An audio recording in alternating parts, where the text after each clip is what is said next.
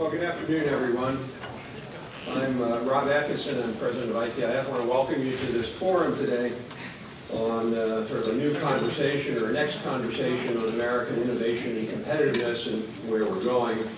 We really have a fantastic set of speakers today, keynoted by Dr. John Lechleiter, who I'll introduce in a few minutes. But first I just want to make a few framing remarks. Given that this is our 5th anniversary, I think we've beaten the odds of small business startups. I think 80% fail, and we're in the 20% that have succeeded. And that goes a lot to a lot of people who've helped ITIF, so I just want to quickly thank them. Particularly our board chairs, former members of Congress, Vic Fazio and Nancy Johnson, who are ITIF board chairs. Their leadership has been instrumental in helping us achieve what we've achieved. And I also want to mention the leadership of Congresswoman Jennifer Dunn, who was our first board co-chair, and so she passed away in 2007. I also want to thank all the ITIF supporters, as well as the ITIF board who helped us, and of course the ITIF staff who not only work hard and they do great work, but they're a pleasure to work with, and so without them we obviously couldn't do this. So I want to just make a couple of framing comments. We were formed in 2006, and if we look back to 2006 and then to today, we see what I would argue is essentially a tale of two cities. On the one hand, we see fairly dramatic progress in innovation, and on the other hand, we see, I would argue, a deterioration in U.S. competitiveness and global innovation capabilities. So if you think about the last 5 years and where we were in 2006, there were 1 billion internet users 5 years ago. Today there are 2 billion in just 5 years. 5 years ago, 30% of Americans subscribed to broadband at home. Today it's over 2/3. And they're doing that with significantly faster speeds. 5 years ago, the average speed was 1.5 megabits a second. Today it's closer to 10. The first 3G wireless services were launched about 5 years ago with speeds of about 500 kilobits a second. The wireless data traffic was so low it wasn't even measured. And there were no app stores. Well, look, today, now we're getting 4G rollouts with speeds 20 times faster. Last year, over 400 billion megabytes of traffic traveled on the U.S. wireless networks. And earlier this year, the 10 billionth app from the Apple Store was downloaded. So just in 5 years, we've seen this explosion. One reason for all of that is that computing power is just getting better and better and better. In 2006, it would have cost you $6 for 10 gigabytes of data storage. Today, it's less than 80 cents. That's why we all have big DVRs in our basement or our living rooms that are storing all these HD movies. The fastest supercomputer in 2006 could do 0.4 petaflops calculations per second, which is 1,000 trillion floating point operations. Today, the fastest is 20 times faster. Unfortunately, that's a computer in Japan, and the second fastest is a computer in China, but it tells you where we've come.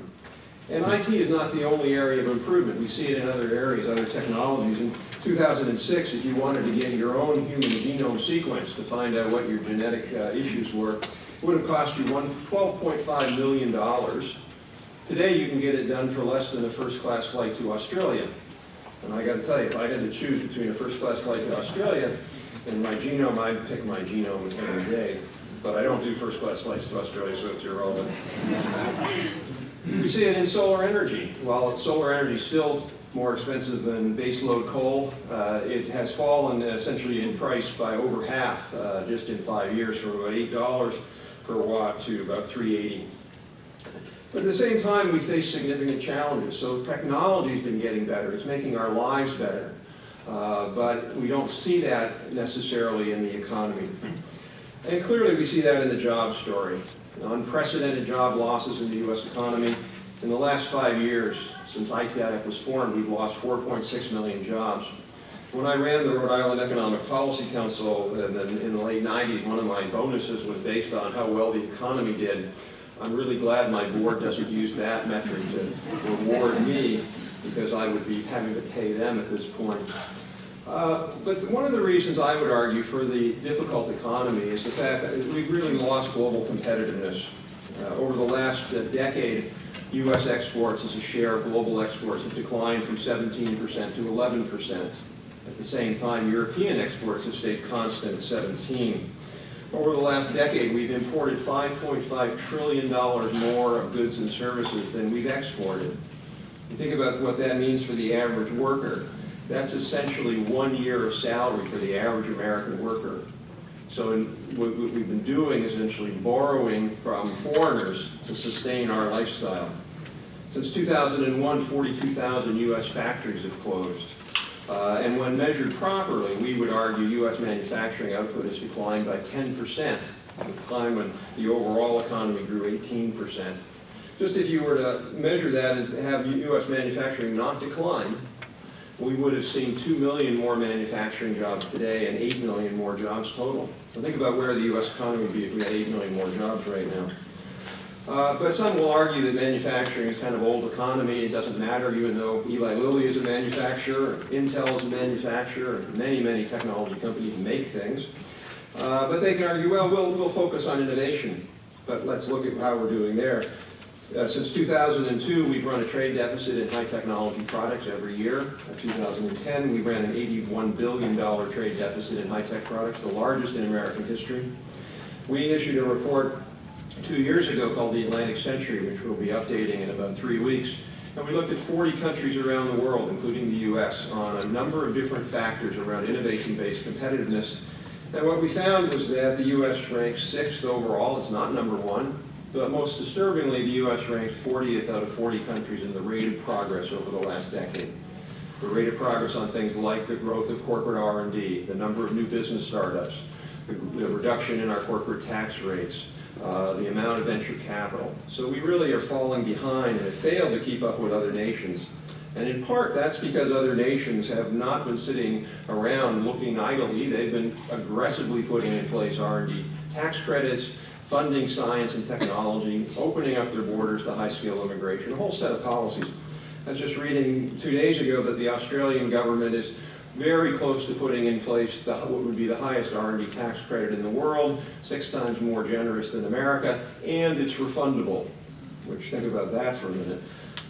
So we have, I think, a real challenge. And I would go further and say that I think one of the reasons we've had the financial crisis, which people attribute only really to mismanagement and poor regulation, was because we failed on this competitiveness challenge. There's a 2009 NBER article, National Bureau of Economic Research article, by several economists, including Schomburg, who's a New York Fed economist, and they state, quote, "We argue that this pattern," which by that they refer to the large current account growth in the current account deficit in the U.S., so the big growth in this last decade in the current account deficit, they argue that that pattern, quote, "precipitated the housing bubble in the United States." And I think they're absolutely right. You had all this money flowing in, you didn't have enough job creation, you didn't have the competitiveness we needed. And clearly that's, to me, to us, is a factor contributing to the anemic job recovery today. The slowest job recovery we've ever faced in our history, since we've been recording these and since post-war era. And I think there was a statement by Chairman Bernanke today in the paper you might have read where he said, we're not sure why the recovery is so slow. I would posit one reason the recovery is so slow is because we've lost confidence in the future. There's a wonderful quote by John Keynes in The General Theory of Unemployment, his classic book in 1936, where he states, quote, "Our decisions to do something positive, the full consequences of which will be drawn out over many days to come, can only be taken as a result of animal spirits, the spontaneous urge to action rather than inaction." And that really is fundamentally what investment is about, whether you're investing in a new house or in your own training or a company's deciding to put a couple of $1 billion into a new facility. That requires a huge leap of faith. That's the point in the future is going to be better than the point of the present. And I think until we get that back, that view that by 2020, we're going to be the world leader in innovation. We're going to be the world's leading economy again. I think without that faith, it's going to be hard to get robust job growth. And as Harvard Business School's Willie Shih and Gary Pisano argue in a recent Harvard Business Review article, we don't have much time left. Now, I think the good news is that America still has an incredible array of strengths. We're entrepreneurial. We've got great companies. We have, according to a recent study, we have the best managerial talent in the world. We're an open economy. We're a creative economy. But what we're lacking really, I would argue, or we would argue, is a bipartisan consensus to take the big steps we need to take next. And that's really what this conference is about. We argue we've got to get the 4 T's right: tax policy, trade policy, technology policy, and talent. And I think on all 4 of those, we've really let other countries get past us and go beyond us, and we've got to really raise our game with that. Doing that, and let me just close, doing that really requires 2 big things, I would argue. One, and this sounds completely wonky, but I think it's really important, and that is we have to get economic policy makers, and particularly economic pundits and economists who really dictate economic policy in Washington, to abandon their 20th century economic frameworks. You still have economists in Washington who argue with a straight face that the U.S. is not in competition with other countries, and that the entire notion of competitiveness is somehow deviating from macroeconomics 101. We are in competition. We're not winning that competition. And lastly, we have to recognize that, frankly, there are some sectors that are more important than other sectors. And I would argue that our economic policy should really be focused on what economists call our traded sectors, so not barbershops, but pharmaceutical firms, not dry cleaners, but semiconductor makers. And in particular, we need to be focusing on those innovation-based sectors. So computer chips are more important than potato chips. When Moore's Law happens in computer chips, we all get rich and we have better computers. When it happens in potato chips, we just get fat. And the second thing we need to do is we need, I think, a new spirit of bipartisan cooperation. What's striking to me from my experience in states and looking at what other states are doing, it really is irrelevant whether states are controlled by Republicans or Democrats or whether they have unified government or split government. States are generally pragmatic. They know they're in competition and they know they've got to work together. And I think we need that spirit here. So I can't think of a better person to talk about these issues today than our keynote speaker. I want to introduce Dr. John Lechleiter, who is the chairman and president and CEO of Eli Lilly and Company, a position he's held since 2008. Dr. Lechleiter, quote, bleeds Lilly red, as they say in Indiana. He joined Lilly almost 3 decades ago, or more than 3 decades ago, 1979, as a senior organic chemist in the company's process research and development division. After receiving his Bachelor of Science degree in chemistry from Xavier University, Dr. Lechleiter studied organic chemistry as an NSF fellow. By the way, a great program that we need to expand because we've generated people like Dr. Lechleiter at Harvard, where he received his master's and his doctorate. He's a member of the American Chemical Society, the Business Roundtable, and the Business Council. He serves on the board of PhRMA, the United Way Worldwide, Xavier University, and the Life Sciences Foundation. He's also one of the leading corporate spokesmen on the importance of innovation for America. And I have to say, one of the really, I think, promising steps in the last 2 years that we've seen is the number of corporate leaders who are stepping up and saying, this is important, we've got to get it right for our country. And again, I can't think of anybody who's made that point better and stronger than Dr. Lechleiter. His recent op-ed in the Wall Street Journal, America's Growing Innovation Gap, warned that the U.S. was in danger of falling behind in the area of competitive advantage. So he's a scientist by training, so he knows his subject around technology, and as a corporate leader, he understands acutely how important competitiveness is. So I'm delighted that he's going to share our thoughts on innovation with us today. Please join me in welcoming Dr. Lechleiter.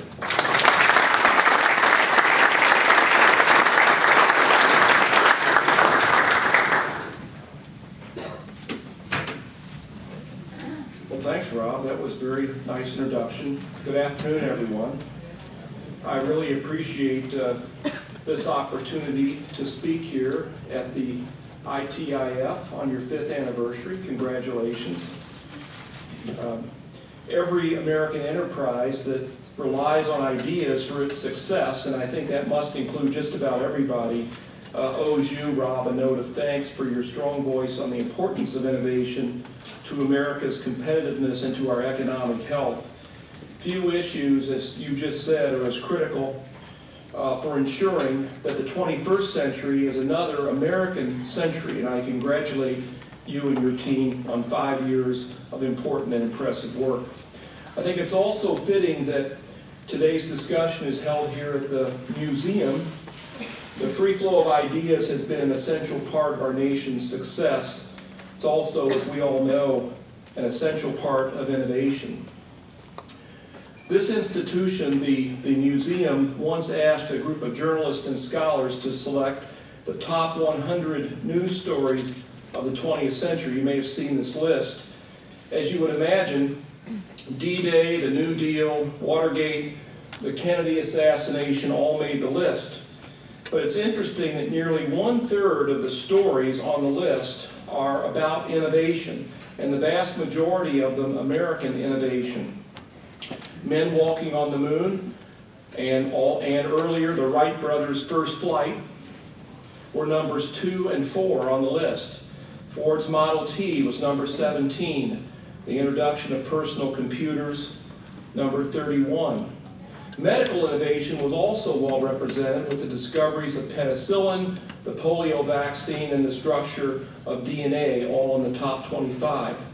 So what I want to discuss today with you is what we must do, at least from this person's perspective and our company's perspective, as a nation, to ensure that when journalists and scholars pick the top 100 stories of this century, the number of medical innovations making the list will be at least as robust.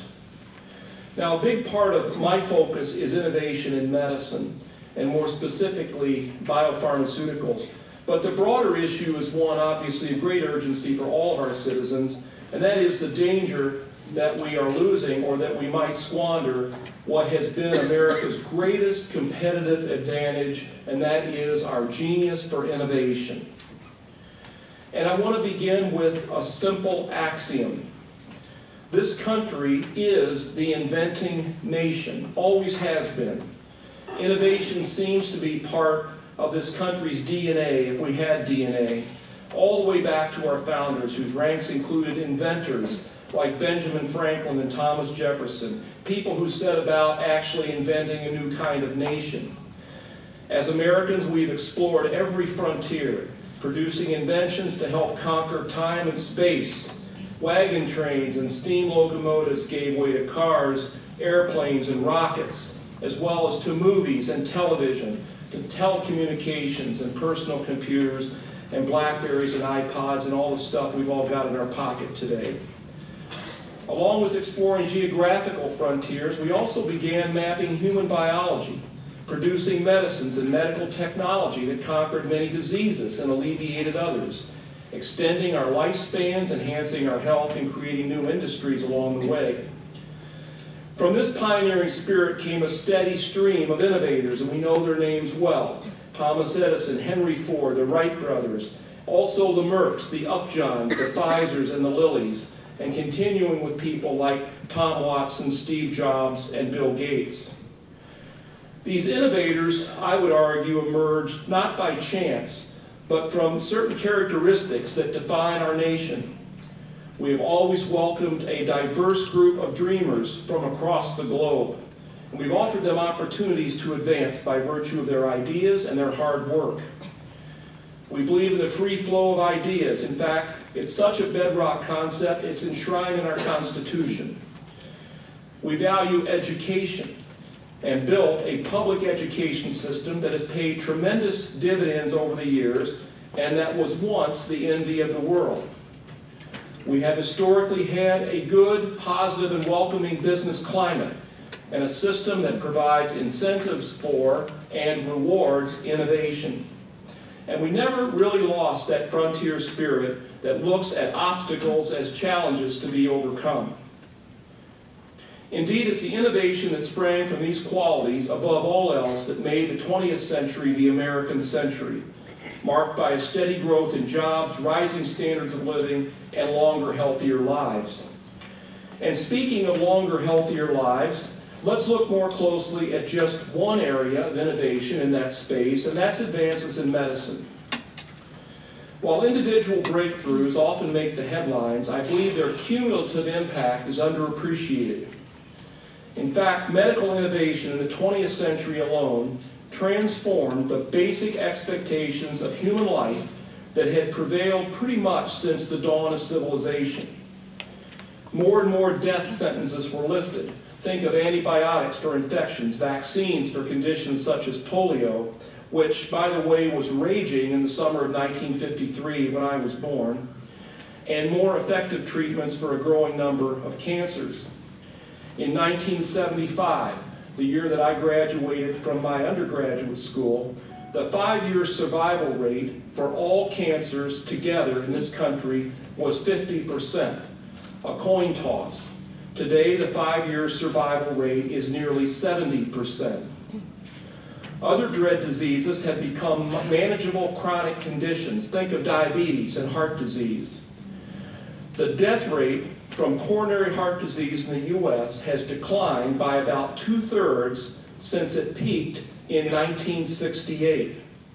Now get this, more than 1 million additional Americans would die of heart disease or stroke each year if the death rates today were what they were 40 years ago. That is, if we had made no medical progress since that time. And countless maladies barely understood or described at the dawn of the 20th century, so think of things like severe sepsis, osteoporosis, schizophrenia, and autoimmune disorders like rheumatoid arthritis.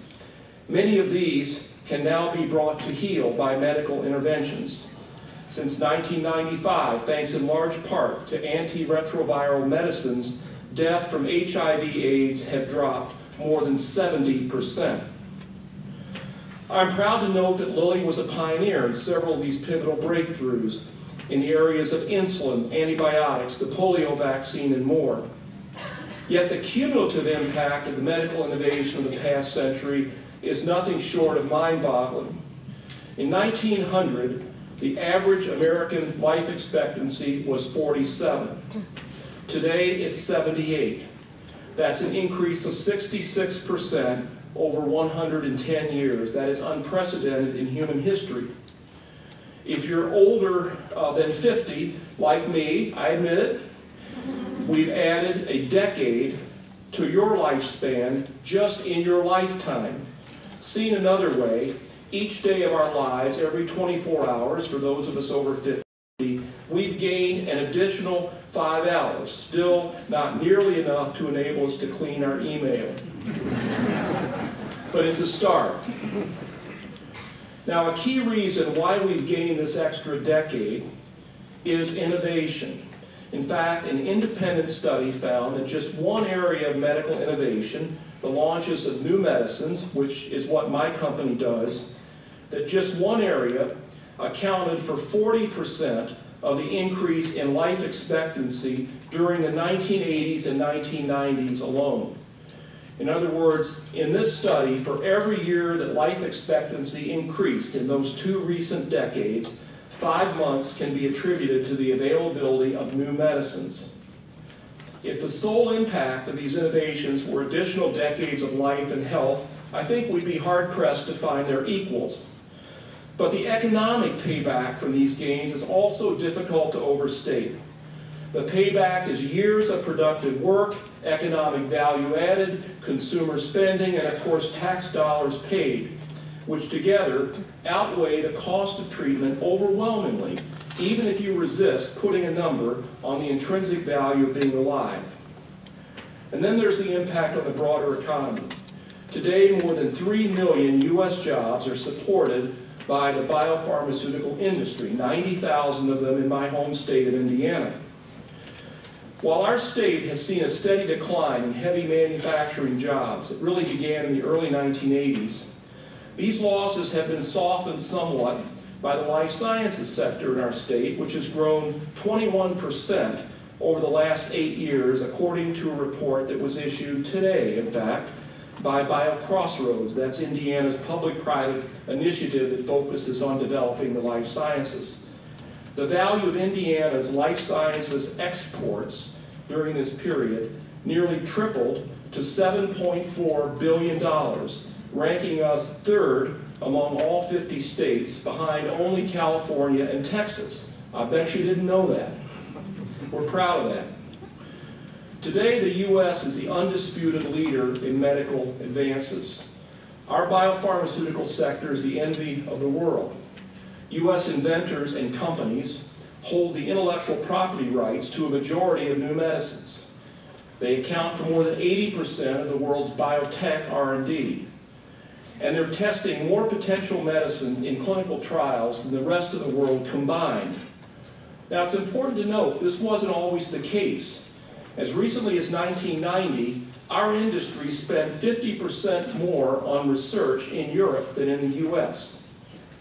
Only 10 years later, by 2001, that was reversed, with the industry spending 40% more in the US, and we've never looked back.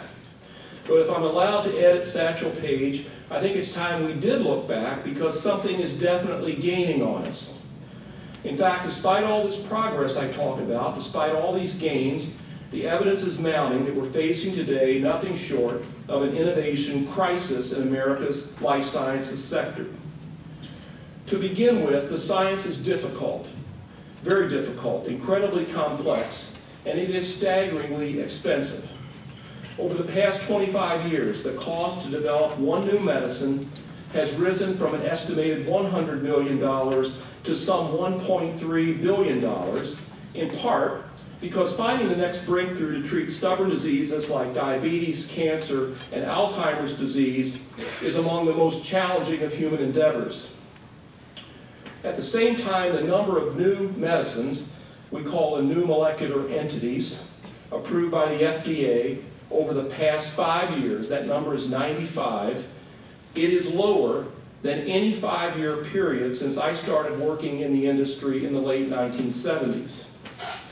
And this comes in the midst of a 6-year period when medicines that comprise some 40% of the total U.S. retail pharmaceutical market lose patent protection. This is great news for consumers who will gain access to more and presumably lower cost generic drugs. Medicines, by the way, that exist solely because of our original research. But this translates into about $100 billion less annual revenue for our industry collectively, which means unless we can replace those medicines with new products, with better products, we'll have proportionately less to invest in discovering and developing the next generation of innovative medicines the world desperately needs. As a result of these forces, maybe not surprisingly, in what we call the large cap pharma industry that we're part of, we've seen a wave of defensive consolidations that has left a dwindling number of entities capable of taking an idea, a discovery, and turning it into a medicine that patients can access. Large pharmaceutical companies and a select group of large biotech firms are in fact the only entities that can do this work, period. And I believe that a further reduction of this small community is not necessarily a good thing. Yet the fact is our valuations in terms of our price earnings multiples today lag way behind the S&P. The smaller biotech firms in the U.S. have also seen their cash dry up as investors clearly see the tremendous risks with less upside than ever before. At this moment of unprecedented pressure on our homegrown biopharmaceutical companies, the rest of the world is not standing still. As Rob intimated, the U.S. is not the only country looking for innovation, looking to the life sciences, in this case, to drive economic growth. The very qualities that brought much of the world's research capacity to our shores could just as easily attract that work to Asia or elsewhere.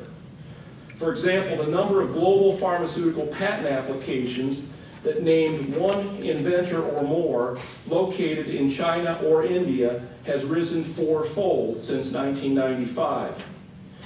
We've also been hearing for years how countries like India and China are producing, as they are, many more scientists and engineers than we are. These potential innovators see improving prospects in their own countries and challenging, often restrictive, U.S. immigration policies. So now, instead of coming here or staying here and contributing to our economy, many of the world's best and brightest are, as a Washington Post headline recently put it, taking their brains and going home. While I've been focusing on the industry that I know best, the threat to America's leadership and innovation should concern every one of us in this room. It's not just out of politeness that we've been quoting a comprehensive study, the one Rob referred to, by ITIF last year, that ranked the U.S. 6th among the top 40 industrialized nations in what is termed innovative competitiveness. Okay, not number one, maybe not a disaster. However, the same study also measured what Rob referred to earlier, what is called the rate of change in innovation capacity over the past decade. These are the things, of course, that countries are doing to make themselves more conducive to innovation in the future. This study looked at 16 different metrics, things like higher education, public and private investment in R&D, corporate tax rates, and the like. And on this list, unfortunately, as you heard, we ranked dead last, 40th out of 40. I understand that ITIF is about to publish an updated report that examines an even larger number of countries. I've not seen the numbers, but I understand that anyone who's looking for a dramatic turnaround is likely to be disappointed. Well, what will it take to preserve our lead in innovation, including medical innovation? And let me be clear, when it comes to sustaining innovation, I believe the burden remains on research-based companies like Lilly, as it should. Businesses like ours that live or die by healthcare innovation in the U.S. ask only that we be allowed to continue doing just that, proving the value of what we've developed and succeeding or failing in the marketplace. But I believe that the one thing the industry has a right to ask of public policy is to help preserve, for our collective good, the environment in which innovation is even possible, that supportive business climate that I referred to earlier. The pursuit of innovation in any field is a very difficult, very high-risk venture. If innovation is to take root and grow, it requires a combination of elements that I like to describe as an ecosystem, and I believe it's a pretty good analogy. The first element of this ecosystem, like the one that supports your vegetable garden at home, or whatever you have, is an atmosphere in which innovation can thrive. In this case, that's a society that understands and appreciates scientific inquiry and free markets where innovators can expect to be rewarded for the risks they take and the value they create. The second element is nutrients, in this case the nutrients for innovation, and they come in the form of monetary investments. But for investors to take the risks associated with innovation, they must have a fair shot at earning a return if the work is indeed successful. That requires solid protection of intellectual property and a fair, rigorous, and transparent system of regulation. The third, and I think most important element, the seeds of innovation equate to talented people and their ideas. Ultimately, innovation, we know, grows from the human mind. We need to remind ourselves that human beings, with their talent and energy, their creativity and insights, are a priceless resource, but a resource that is woefully underdeveloped in this country, even as we congratulate ourselves for maintaining still the world's largest knowledge economy. So in the remainder of my speech, I want to briefly call attention to 5 policies that we believe are necessary to allow innovation to take root and to grow in this ecosystem. The first is science and math education, particularly at the high school level. In international comparisons, American 15-year-olds perform poorly in science and math literacy today. When compared with students in 57 countries around the world, U.S. 15-year-olds rank 29th in science literacy and 35th in math literacy. Last year, the ACT admissions test people reported that only about a quarter, 1/4 of 2009 high school graduates taking the test were ready for college-level biology. Folks, these kids, as we know, are the future scientists we'll need to build the next generation cars and power plants and semiconductors to discover the new treatments and cures for our toughest medical problems. But not surprisingly, the number of U.S. students pursuing bachelor's degree in science, technology, engineering, and math, the so-called STEM fields, is far below what will likely be needed to meet future demand.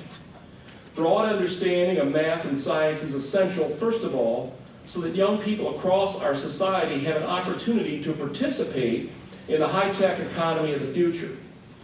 Further, as the technology sector grows, and the baby boomer generation begins to retire, and shortages emerge in particular fields, we will need a large cohort with basic scientific skills to prepare for these jobs, even if it's only in the sense of replacement. Meeting these needs will require significant continued attention to improving K-12 science and math education across our country, and I believe that both the public and private sectors have to be involved, and we certainly are trying to do our part at Lilly. Ultimately, what we need is not an intensive program to produce an elite cadre of brilliant scientists, but a common effort as a society to develop whole new generations of Americans with knowledge and skills in math and science, a large pool from which great scientists and breakthrough ideas will emerge. Second, we must return to an immigration policy that allows and encourages top scientists to choose to work in the U.S. This is a hot-button issue for me because we live this and experience this every day at Lilly. Breakthroughs in any field require superlative talent. In pharma research, only one molecule in about 10,000 becomes an approved medicine. So we need the kind of scientists who might come up with that one pivotal insight that makes a difference. Today, many of the top candidates for these positions don't start out as U.S. citizens or even permanent residents. This includes candidates emerging from the best U.S. graduate schools, the places we recruit. Today it takes at Lilly an average of 5 years for employees we sponsor for residency status to obtain a green card. That's if we're successful. The uncertainty and frustration is driving away prospective candidates before we ever see them. With growing opportunities in their own countries, the last thing we should be doing is pushing them away. Now, whether or not the Congress takes up comprehensive immigration reform, I believe we must fix the policies that are driving away talented people who want to live here and contribute. This does not, I believe, require drastic changes, just a sensible increase in visas for these highly skilled immigrants and a shorter, simpler process to get a green card. In fact, I agree wholeheartedly with a business associate who stated in a meeting that a number of CEOs had with the president in December, he said, if you receive an advanced degree in science or engineering in this country, you should find a green card stapled to your diploma.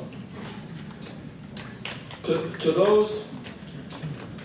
those who argue that these immigrants are taking jobs from Americans, I say baloney. I'd say something else, but I'll say baloney.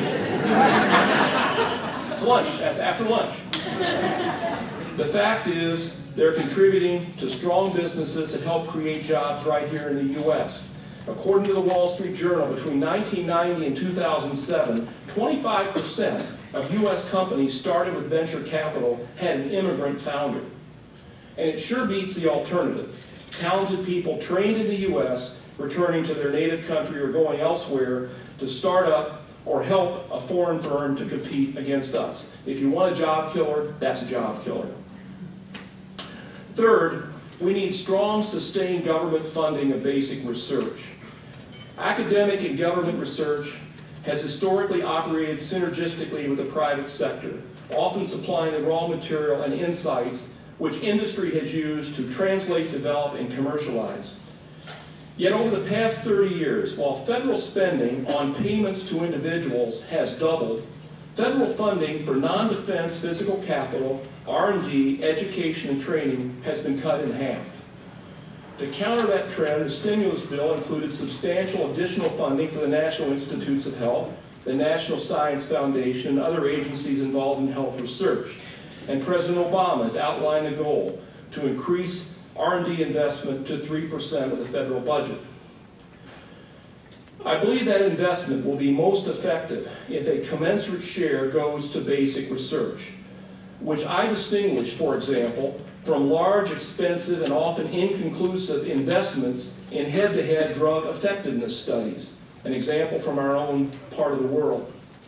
And it can't just be one and done. Because medical research is such a long-term enterprise, it can't be operated on a fiscal year basis. The funding must be consistent, predictable, and sustained.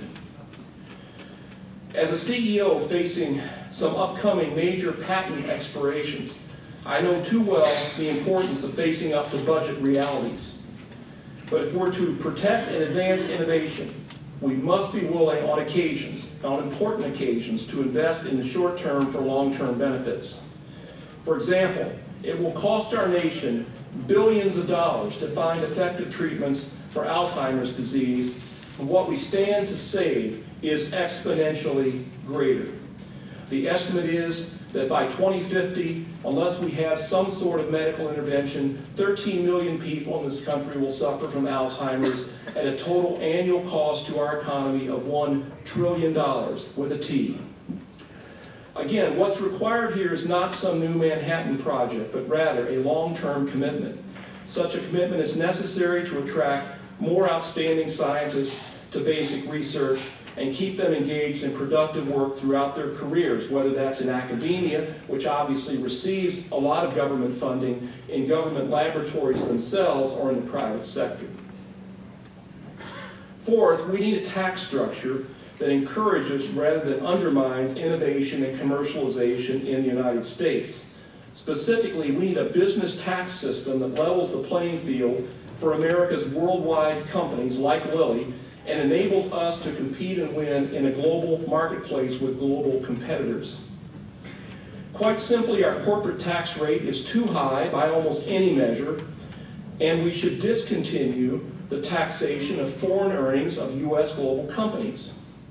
We believe our country must quickly embrace a corporate tax rate in the 20 to 25% range, as well as a globally competitive, what's called territorial system for the taxation of foreign earnings. In other words, the same tax rates and policies most of the rest of the world have already adopted. As we move to a globally competitive tax system, we should seriously consider temporary repatriation of foreign earnings as a transitional measure to inject cash that is currently sitting outside of the U.S. into the U.S., where it can be deployed for the benefit of American workers and used to fund other critical needs. In addition, we must recommit our country to a globally competitive innovation incentive tax regime. Though the U.S. is one of the first countries to offer an R&D tax credit, we've not kept pace with other nations. Other countries are making public investments to attract private capital. They're using tax policies to encourage local investment in R&D and related job growth. We heard the example from Australia earlier.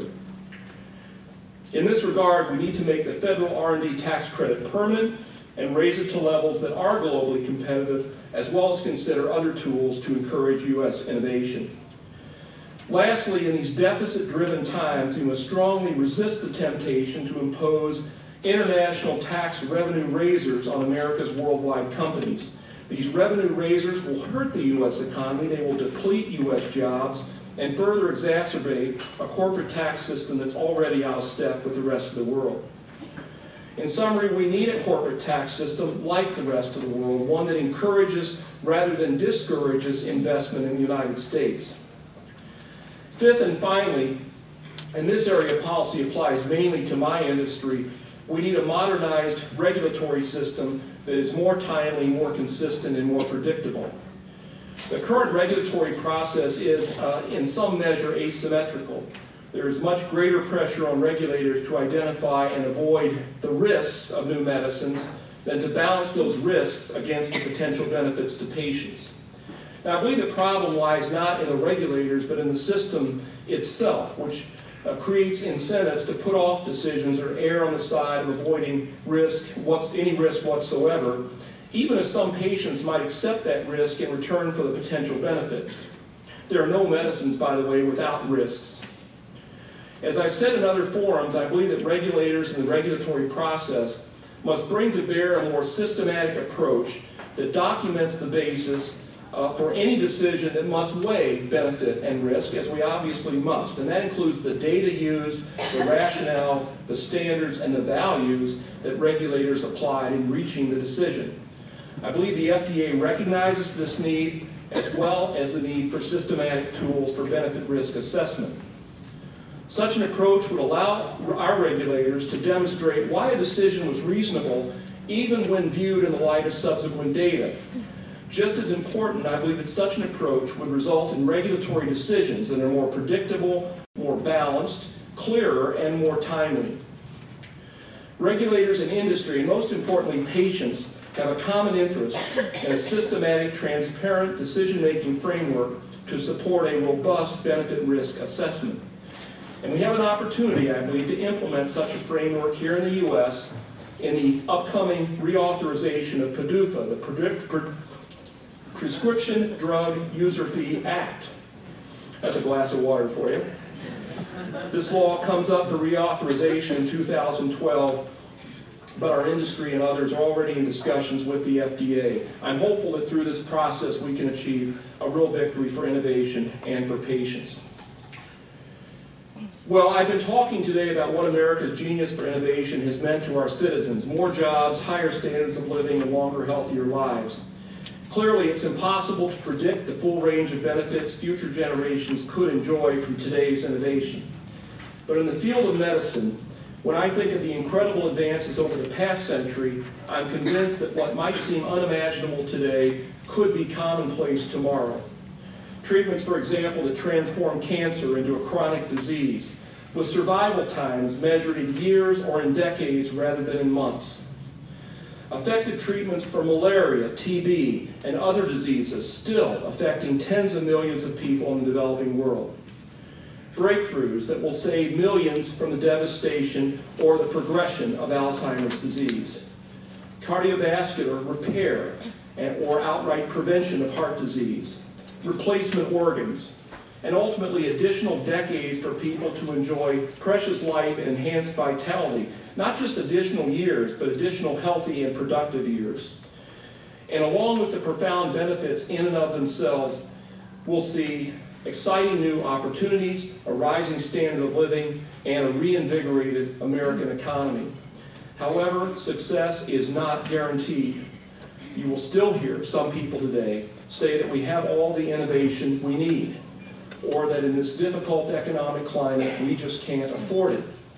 I hope when you hear these arguments, you'll remember what I talked about today and conclude, as we at Lilly have, that innovation is not the problem. Innovation is the solution, an essential key to ensuring that when people look back at the 21st century, they will say that it truly was the second American century for the betterment of us all. Thank you very much. I'd be happy to take some questions.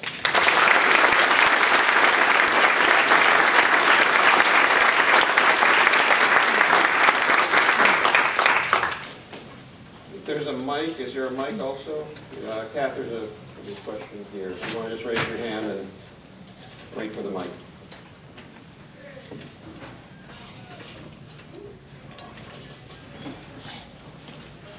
Because if some format found it, you should stand up. My name is Sam Lakin from the Council on Competitiveness. I heard you speak at the Brookings Institution about the pharmaceutical cluster in Indiana. Right. Today, when you listed the 5 priorities you thought to make a difference, you did mention investment in science and technology. But I didn't hear you talk about any other government interventions. I'm just curious about how you assess the role of the federal government in intervening in various ways beyond investing in science and technology. Investing in this case, when you say science and technology, in public education, is that what you're referring to? Oh, sure, public education as well. So I think the government plays an important role, and I'm speaking as a CEO, not as a guy on the right wing or a guy on the left wing or what have you. I'm here today because I spent a summer in 1973 at Oak Ridge National Labs working as a summer undergraduate funded by the U.S. government, and I got tremendously interested in science, and then, of course, when I went to Harvard, my education was paid for by the National Science Foundation. All the grants that Professor Wenders, now at Stanford, who was my major professor at Harvard, the grants that supported his work in his lab came mainly through the National Institutes of Health. I think the national science infrastructure is critically important, and I'm no expert on this, but I think it has shaped our economy since World War II. I think there's been a an important and very synergistic relationship between science funded at the federal level and what's happened in the American economy. And I'm quite passionate, as you can see, about the importance of basic research. Most of our companies do very little basic research. We do mainly applied research. When Lilly picks a new target, it could be a cell surface receptor that we think plays a role in the type of cancer. Oftentimes that receptor has been identified at an academic institution or at the NIH. That information is out there. We use that information to figure out how to make medicines that work against that target. I think it's very important that we continue this. I just spoke earlier today to a group of people on Capitol Hill and re-emphasized this point. The funding has to be steady. If Lilly spends $5 billion a year on R&D, it's a lot of money. The NIH budget, I think, is about $30 billion around, to give you an order of magnitude. If I decided, because of Wall Street pressure this year made me trim $1 billion out of our R&D budget, but then next year I added $2 billion back, our business would crumble. As science moves progressively and sort of systematically over time, there has to be a consistent approach to funding research in our company or at the national level, I believe, and that's why I made that point so strongly. The government has a huge role to play in education in this country. I actually think a number of things that we're doing at the federal level, and in our case the state level, are helpful. I think in many ways we're headed in the right direction. I don't think we have a minute to spare, though, in terms of the urgency around producing greater numbers of scientists and engineers and encouraging our young people to pursue careers in science and engineering. The government has a huge role to play in immigration. In fact, they have the final say in that, okay? And I think we need a liberalized policy with respect to highly skilled, highly educated people, enabling them to stay in this country. The government has a huge role to play in tax policy. It's just, I think we can all agree that the system of taxation we have now is antiquated. There's a lot of debate. There should be a lot of debate about how do we fix it.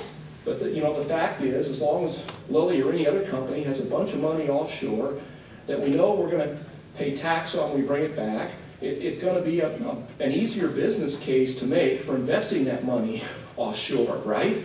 And our competitors, who don't have to pay twice on foreign earnings, essentially have a head start competing against us and thinking about their own cost of capital. So that's a very important topic as well. I don't like to put the burden for our success on the government. Lilly has to be successful because we've been wise and smart with the way we've used the shareholders' money, the way we've invested, the choices we've made. But again, there is an ecosystem that we all need to think about. Your ecosystem may have different parts and pieces than my ecosystem, but I think overall it's very important for us to understand why is it that we've been the inventing country, the inventing nation, and how do we maintain that. I hope there's a vote going on right now on this patent legislation. If the American Invents Act is passed by the House, as I hope it will be, this is the most significant change in our patent system since 1836. Well, it's also aimed at making us more competitive in many respects with global companies. And I would just reinforce, since I'm on that point, the point made by Rob, we're in a globally competitive situation. I'd love to meet the person who doesn't think that's the case. We have, Australia is after us to invest in Australia. Singapore is after us to invest in Singapore. When I go to China, I spent a month in China, I spent the month of March in China. Every government official I met there said, what's Lilly's next investment going to be in our country? So, our sector, and we'll look back 100 years from now and say, this is the biomedical century. Last century was a century of chemistry and physics. This will be the biomedical century. Everyone wants this investment, and they're willing to compete for it. And their ecosystems look pretty attractive in some cases. So it is that mindset that I think we have to approach this problem, particularly as we inform and educate people in government who make these important policy decisions. One more. Yes, Governor? I'll just pick right up on that point because I was going to bring it up on the panel, but you you just touched on it, and I want to pick up on Mitch Daniels is a very competitive governor, and the governors around the country compete like crazy against each other. But now the competition is really among nations, and nations are competing like states. Right. And the example you just mentioned about the Chinese officials, it's been said that the relationship between the government here and major companies is the worst in the world. That most every place else, it's more of a partnership or at least collaborative. But I just want to, and that's a message we try to tell in Washington. The Congress understands how the states compete, but I think we don't quite understand how nations are today competing. And I would argue, except ours, because I'm not sure what national strategy exists that would allow any U.S. federal official to match anything you're hearing from Singapore, China, Ireland, or other nations. And I'm curious what the state of competition is.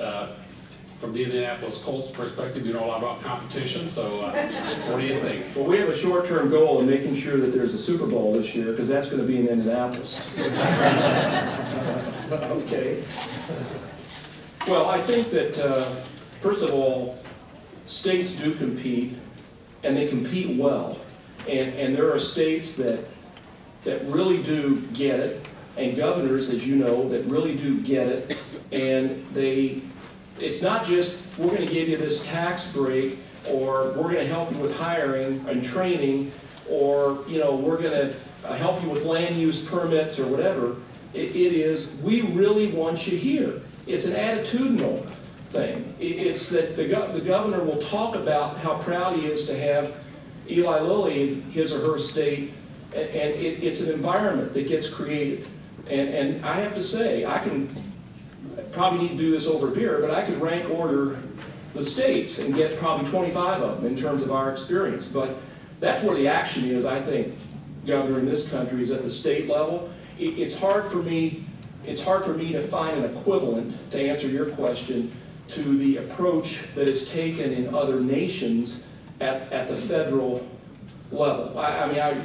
So I rest your case, or you rest your case. Now, I don't think it means there aren't people here in Washington who are vitally interested in this, but it's something we need to think about and try to grasp, because this thing is very organized. Bio is going to be here next week. I'll be back in Washington, can't wait, to go to Bio. This is the big meeting of the biotech industry.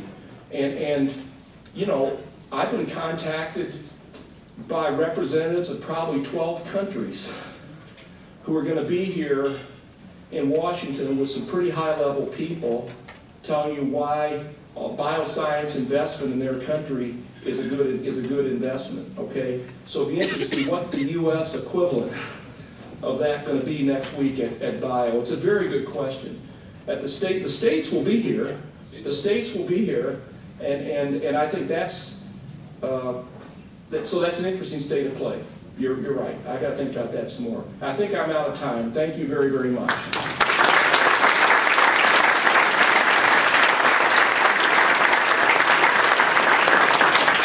So, Dr. Lechleiter, I want to thank you again, your leadership on these issues and your willingness to take time out from your duties of Lilly to advocate for these innovation policies for the good of the country. We really appreciate it, so thank you.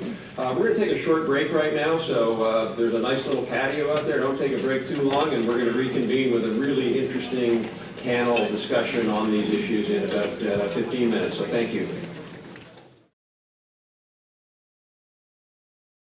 To a panel discussion now on the themes that Dr. Lechleiter addressed, in particular some issues around how do we actually get this done over the next 5 years to restore America's innovation leadership.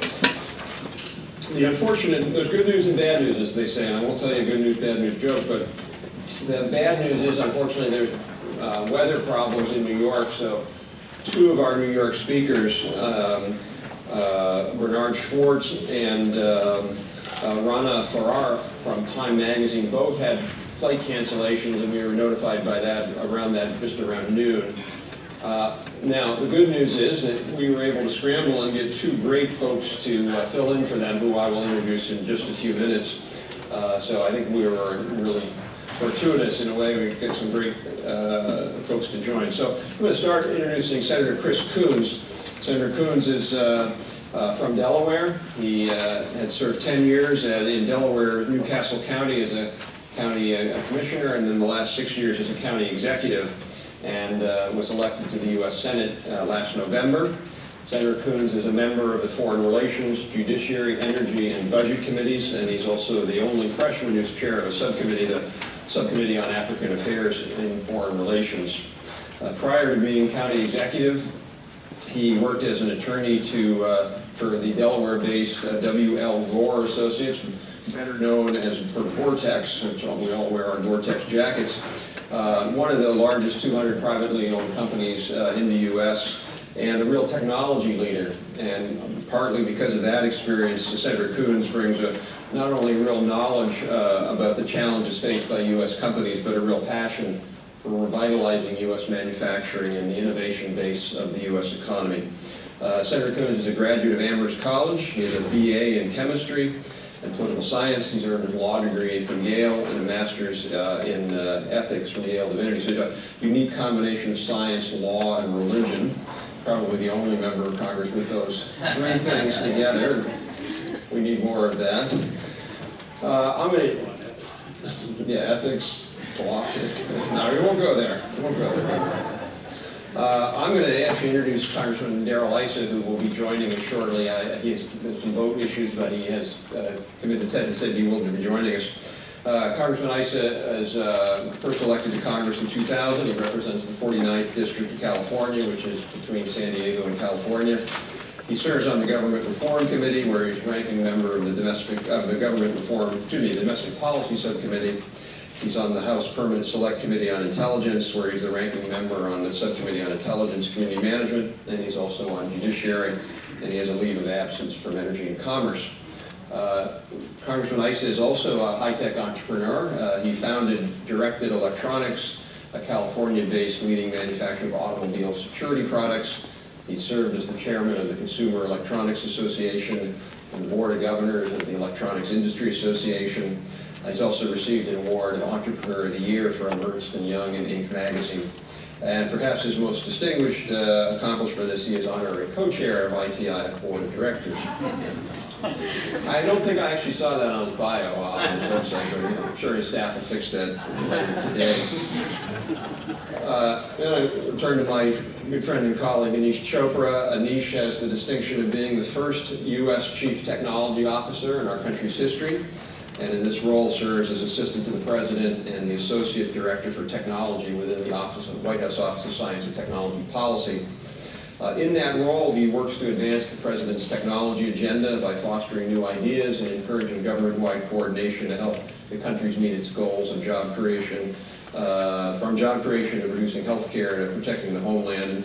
Anish really is the point person in the administration for pretty much everything that's going on in innovation and has been doing a great job leading that effort.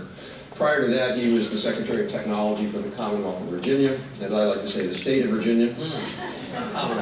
But Anish and Senator Warner always correct me. And before that, I was a managing director for the advisory board company. In 2008, Anish was named by Government Technology magazine as one of the nation's top 25 doers, dreamers, and drivers. That was an award I actually received as well, but I got mine for dreaming. Anish actually got his for doing and driving, and maybe a little dreaming, but certainly the doing and driving. And he has a master's in public policy from the Kennedy School. John Engler, Governor Engler is the president of the Business Roundtable, an association of CEOs of leading U.S. companies. As a former three-term governor of Michigan, Governor Engler most recently the CEO of the National Association of Manufacturers. And while at NAM, he focused on competitiveness through innovation, focusing on R&D, implementation of IT, particularly in healthcare, IP and intellectual property rights, and visa issues, education, and training. So exactly the focus that Dr. Lechleiter was also focusing on. In 2005, he was named the Vice Chairman of the President's Advisory Committee on Trade Policy and Negotiation and has served on the Deemed Export Advisory Committee.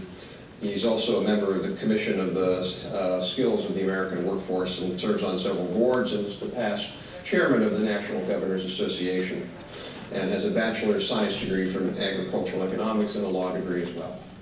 We were planning on having Rana Forahar from Time Magazine. Unfortunately, she can't join us because of the plane cancellations, and as well as the fact that every Amtrak seat all this afternoon coming to Washington is completely sold out. I just want to, just the fact that she invited, I just want to allude to, or Ren mentioned, there's an article that she wrote in maybe 2 issues ago in Time Magazine called What U.S. Recovery? 5 Destructive Myths, which is a wonderful, wonderful article. I encourage you all to look at it. Really just a very cogent and crisp analysis of job creation and what are the challenges facing the U.S. economy. But we're pleased that another distinguished journalist, particularly in economics journalism, has joined us today. My colleague Ed Luce, who is the Washington bureau chief on leave from the Financial Times.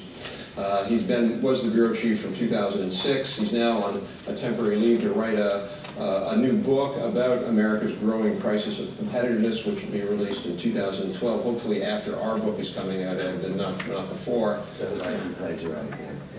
I was thinking we'd get all the sales, but that's another way to look at it. Prior to that, he was the Southeast Bureau Chief of FT in New Delhi, and his book, The Spirit of the Gods, The Rise of Modern India, is really today the major classic on the Indian economy and what's happened to India.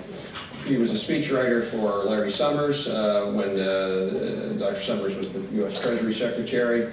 And he's also been a capital markets editor of FT in London and a wide variety of other posts. Has an undergraduate degree in economics from Oxford and a postgraduate degree in journalism from the City University of London. And we were also going to be joined by our colleague Bernard Schwartz, who's the CEO of BLS Investments, the former CEO of L'Oreal. Unfortunately, Bernard's plane was canceled too, so he sends his regrets. But again, Bernard is a wonderful supporter of ITIF and a number of other efforts in Washington to focus on competitiveness and innovation. But we were, again, really lucky that we were able to twist Ron Blackwell's arm to join us. Ron is the chief economist at the AFL-CIO, where he coordinates the economic agenda of the AFL-CIO and represents the Federation in a variety of forums. He also chairs the Economic Policy Group of the Trade Union Advisory Committee to the OECD. He chairs the board of the Baltimore branch of the Richmond Federal Reserve Bank, serves on the board of Manufacturing and Engineering Design at the National Academies, and is a former assistant president of the Amalgamated Clothing and Textile Workers Union, and is a former economics professor at the New School of Social Research. And just working with Ron for the last 5 years, if not longer, Ron is just a wonderful set of wonderful insights on the importance of competitiveness. So with that, as a really great panel, we're just going to do this as discussion questions. So I'm going to start with a question, which is, I think, as you all heard, Dr. Lechleiter referred to a report that we did in the Atlantic Century where we have, frankly, we're not doing very well in terms of our progress. I hope we're going to survive to the year 10 and have our 10th anniversary in 2016. And if we do, I hope that it's a time where we can look back and say, boy, the last 5 years the U.S. was able to come together. We were able to breach our partisan concerns and our political divides and really build an agenda that will restore American innovation and competitiveness and leadership. So if we were to have done that, I want to start with you, Senator Coons. What would we have done? What do we need to do? What are a few big things that you think we need to be doing so that in 5 years we've really turned this ship around and can point to high growth in jobs, reduced trade deficit, better innovation leadership around the globe? Well, conveniently, the most important thing we have to do, I think, was embedded in the question as you asked it, which is get past the partisan divide and make significant progress in dealing with the balance sheet of the United States. If we were a company, not a country, and able to look, I think, in a more balanced and sensible way about competitiveness and innovation policy, I believe we'd be investing more, not less, in the next 2 to 3 years into things that are critical drivers to innovation, and then being committed to a significant long-term and sustained reduction in federal spending. The challenge is we don't do budgets on a 5-year timeline. We've got divided government as the founder's vision, and that vision is being spectacularly and fully realized even at this moment. As we are proving that if the Senate is the cave of winds, wind power does not have a very bright future. There's relatively going on right now. And the hour that I was presiding earlier today, which was the hour that Dr. Lechleiter was presenting to the DPCC lunch, was filled with the resounding sound of silence in the Senate chamber, as sadly it is so often. Two things that are going on right now. The debate over the patent bill. It is not perfect. The PTO fee diversion provision in the House I'm not particularly happy with, but frankly, there's a very real chance it may pass. And as I think Dr. Lechleiter and others have commented, that may be the one real job-creating bill that actually gets through both houses this year. And I believe it will be signed by the President. So first, we'll do a better job at streamlining and focusing federal regulatory agencies, whether it's the FDA, PDUFA, or its Patent and Trademark Office, allowing them to control their own future and hire the skilled staff they need and then reduce the wait times. But we'll also pass the legislation needed to fight for and protect and expand American creativity by making intellectual property something where you can make a reasonable investment, get a good return on the investment. We'll have to strengthen copyright and trade secret as well as patent enforcement. That's one. Two, after fixing our balance sheet, right, this is a dream, this is a vision of 5 more years from now, we'll find ways across the partisan divide to incentivize investment, whether it's in infrastructure or research and development on a long timeline by doing common sense things like making permanent the research and development tax credit, by tying it to manufacturing so that we provide incentives to not just invent things here, but make them here, by making it more accessible to small or early stage or startup businesses, by making it modern, by making it focused, flexible, and relevant to the current global environment.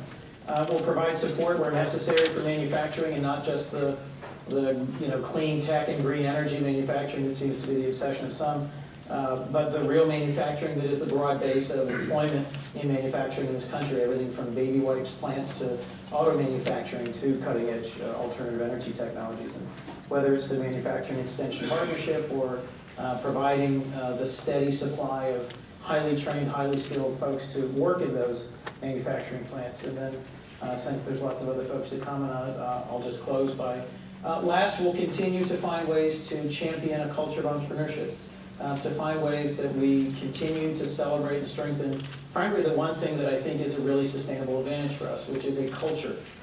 Cultures are hard to change. Ours took a long time to build. We are the one nation on earth that, at the moment, most fully and successfully includes and embraces people of all backgrounds and all skills and gives them a real shot. And whether it's access to the financing to do that, or the legal system that encourages that, or the education system that makes it possible, all the feeders, if we get them right, but we don't sustain a culture that encourages risk-taking and innovation, we won't have the outputs right. So that's just a quick view of a couple things. Great. Well, thank you. Wonderful. I want to turn it over to Representative Rice, and glad you can join us. I introduced you earlier, so. Thank you, and as soon as you were saying bipartisan behavior, I walked in, so that worked out really well. Good start, good start. And it was a great introduction, too, I have to say, so very good. It was actually a standing what I was wanting. So my question, I don't know if you heard it, was if in 5 years, if we were to do this forum again and say, boy, we really have turned this around, we've created good American jobs, entrepreneurial opportunity, what are kind of some of the things that you think we've got to do to get there in 5 years? Well, first of all, a 5-year budget would allow us to be less flexible, not more flexible. So as much as I'd like to have us work on appropriations for 2 years, so that we work on it for 1 year and then go to something else for a year, I think we have to think in terms of the opposite. The problem with government here in Washington and around the world is it's slow and inflexible. So 5 years from now, my dream would be that in fact government would recognize that it does two things very well, nothing at all and overreact. And that, that's always a crowd pleaser. It's funny how funny the truth can be.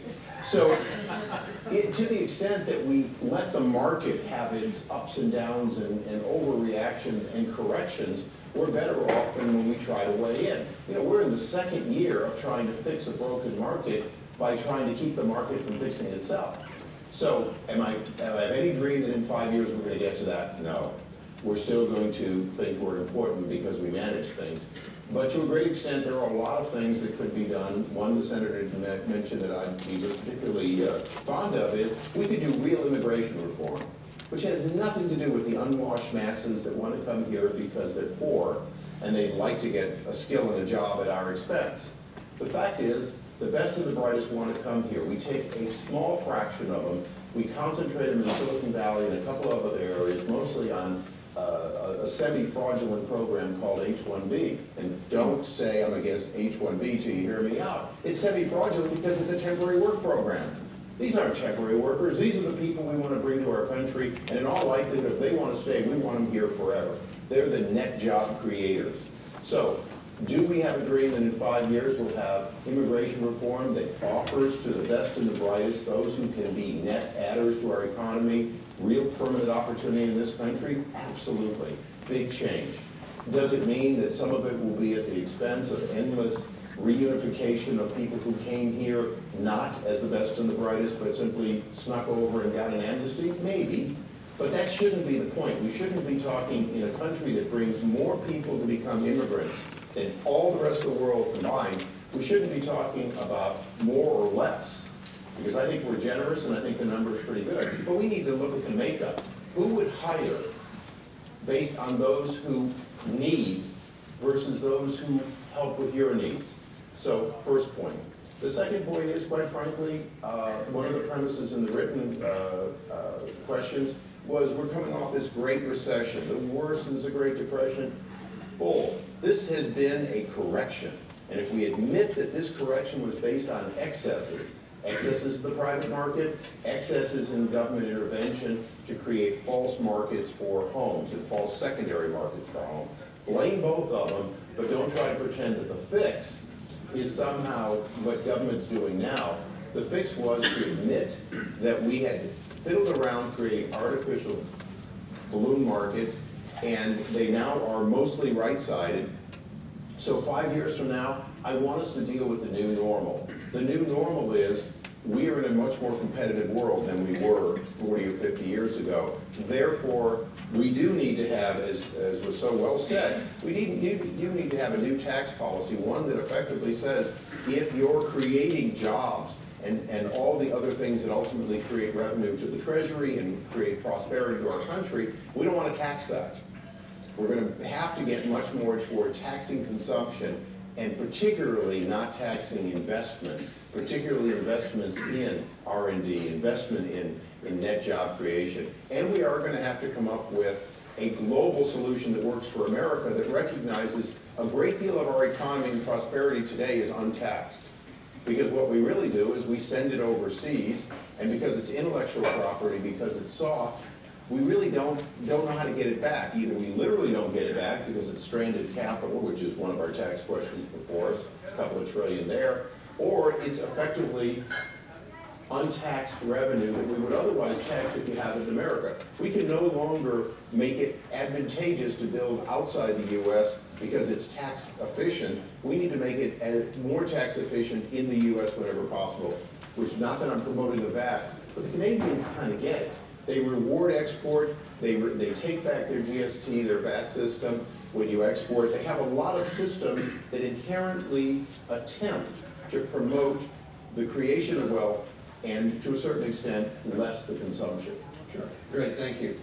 Anita, I know you can't let that go without some comment. Yes, no, it's all very appreciative of the discussion. Certainly the administration. The current management is doing No. I want to answer your question in the way the President has, which, as the audience is aware, the President's strategy for American innovation did lay out a set of bold, ambitious goals, and I want to just quickly, in 5 years, where might we be? The President called for us to invest in the building blocks of innovation. Continued investments in research and development, sure. But there are some specific aspects to our infrastructure. Specifically, with the bipartisan legislation that went out of the Commerce Committee last week, we have hopes that 98% of the population will have access to 4G coverage in the next 5 years. We have very high hopes that we will have a smart grid infrastructure that would allow us to incorporate renewables and actually treat them as assets in the overall electric grid. Now, that is going to take longer to happen than 5 years, but I think we will hopefully make strong progress. It also is human capital. Congressman Issa is absolutely right about the importance of getting this global question. Part of it is tax policy. I might argue is as much, if not more, human capital. Most of the CEOs that I talk to talk about investing in research centers where the brain power is. Maybe there's some tax implications, and I don't want to dismiss that, but the human capital has been a big chunk of, in fact, they literally tell me, here's the map of the world, here's where all the brain power is, now show me where the overlay is to our research assets. and you'll surprisingly find that it's very tied to human capital. So the president put out a bold goal that by 2020 we'd have the highest rate of college graduates again in the world. So by 2016, I hope we're making strong progress. So that's all building blocks of innovation, kind of the core ingredients. The question in the middle, where I think the congressman is really getting us in the right spot and the senator bringing us there, what are the right conditions that would support or nurture or catalyze private sector entrepreneurship and innovation? We're making a pretty heavy bet on this Startup America public-private collaboration that's really taking off at the grassroots levels. It's community by community, identifying the entrepreneurs that need the mentors and the support they need so that they can scale. And this is happening community by community. I mean, a couple weeks ago, we were down in North Carolina. Blackstone Entrepreneurial Network put a couple $1 million in hiring mentors to get 15,000 jobs out of high-growth startups over the next 5 years. So you have this bottom-up entrepreneurial ecosystem, and we're hoping to see that, again, no taxpayer dollars, Congressman, going to the Startup America Initiative. We need some borrowed money from third world countries. No. Fair enough. What I mean by that is in this context of market conditions that spur entrepreneurship and innovation, it's getting that ecosystem to be more effective. But then the president did say there are a few areas where we do need some particular attention for catalyzing some breakthroughs. We have talked about clean energy. I won't elaborate there on that for now, but I'll get into even healthcare IT. I won't quote myself, I'll quote John Doerr, who said that there will be a $1 billion industry born now at the intersection of payment reform and healthcare IT, where we'll start to see a true bending of the healthcare cost curve, and you're seeing seeds of this. Again, on a bipartisan basis, there's been a commitment to digitizing the nation's healthcare system and applying that in new payment models that reward wellness and true healthcare as opposed to treating the sick. And I believe that will have tremendous impact over the next 5 years. The adoption rate for physicians and hospitals on medical records will be well in excess of 50% by that point, well on our way to getting to universal. And so those are the things that give me hope for the 5-year story of where we are on the innovation ecosystem. So, Governor, let me ask you, how would you judge yourself as knowing what you've known both from your leadership in Michigan and here now in NAM and now this road? What do you think the odds are that we're going to put in place the kind of agenda that we need in the next 5 years? How do we do that? How do we sort of get more of the patent bill, if you will, that may pass? We need 10 of those. We need 20 of those. It's 410 this afternoon. Yeah. I would say that the challenge is one of political leadership and will. There's not much that we haven't probably talked about, and certainly John Lechleiter's speech, everything in that speech I think is true. Everything that he talked about, a set of very solid recommendations, and he's not only one of my bosses at the BRT, but I think he had it absolutely right. When I look at the next 5 years and say what would make this scenario true, it is certainly immigration reform. I mean, we've got to get the talent. That's just a given. I'd like to see comprehensive legislation done, but you certainly, as Congressman Ice mentioned, you've got to get the talent, because if we're going to emphasize education, you're talking about investing in the higher education, what sense does it make to pay for the education of our competitors and future leaders? I mean, we need to compete to keep those folks here. At the same time, it's been mentioned, the tax structure. I think in 16 years, we will not have more than 5% of the world's population. Probably closer to 4% of the world's population. So 96% of our customers are out in the world. We would like to have the United States be the best place in the world for a company to be headquartered. And if we're going to go out there and sell around the world, you'd like to see those profits get back here and do R&D. And taxes do matter, because I wouldn't think Vancouver, Canada's got a lot more talent than Redmond, Washington, but that's where Microsoft put their headquarters for their... Well, they do because of immigration. They do have immigration and R&D credit. There are two issues there. Yeah. In fact, I think one of the ways that we would succeed 5 years from now, if we could have some of the same tax structure as Canada. Think about the Harper government, which just won a majority up there. They've got a 15% corporate tax rate. It's territorial, so they tax income there, and you bring the rest of it back to Canada from any place in the world. They've got a robust immigration policy, and they've got a very substantial R&D tax credit. So, I mean, when I hear about competing, if we could just compete with Canada, we'd be a lot more competitive. It's not about something, as we did, but we can't on hockey. Well, we played in a lot of sports, but we're also playing them in the jobs competition, and on that one, we got some work to do. I think the other thing you'd have in 5 years is an aggressive energy policy, which is only possible when the EPA is reined in and we move to a sound science basis for regulation, and then you'd have to have your shale industry moving along. I think you have to recommit to on and offshore oil and gas exploration.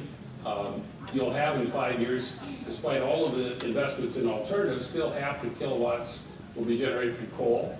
You'd like that to be a lot cleaner, so you should let New Source Review get that out of the way so we can modernize these plants that we're already using and we'll keep on using. And you would have an energy policy then which would be industries like the chemical industry today, which is becoming a net exporter again and really moving because of the low-cost gas that's here. That's a very positive thing. I think you'd also want to be thinking about strategies in the education world. In 5 years, there's no reason every third grader in America can't read at the third grade level.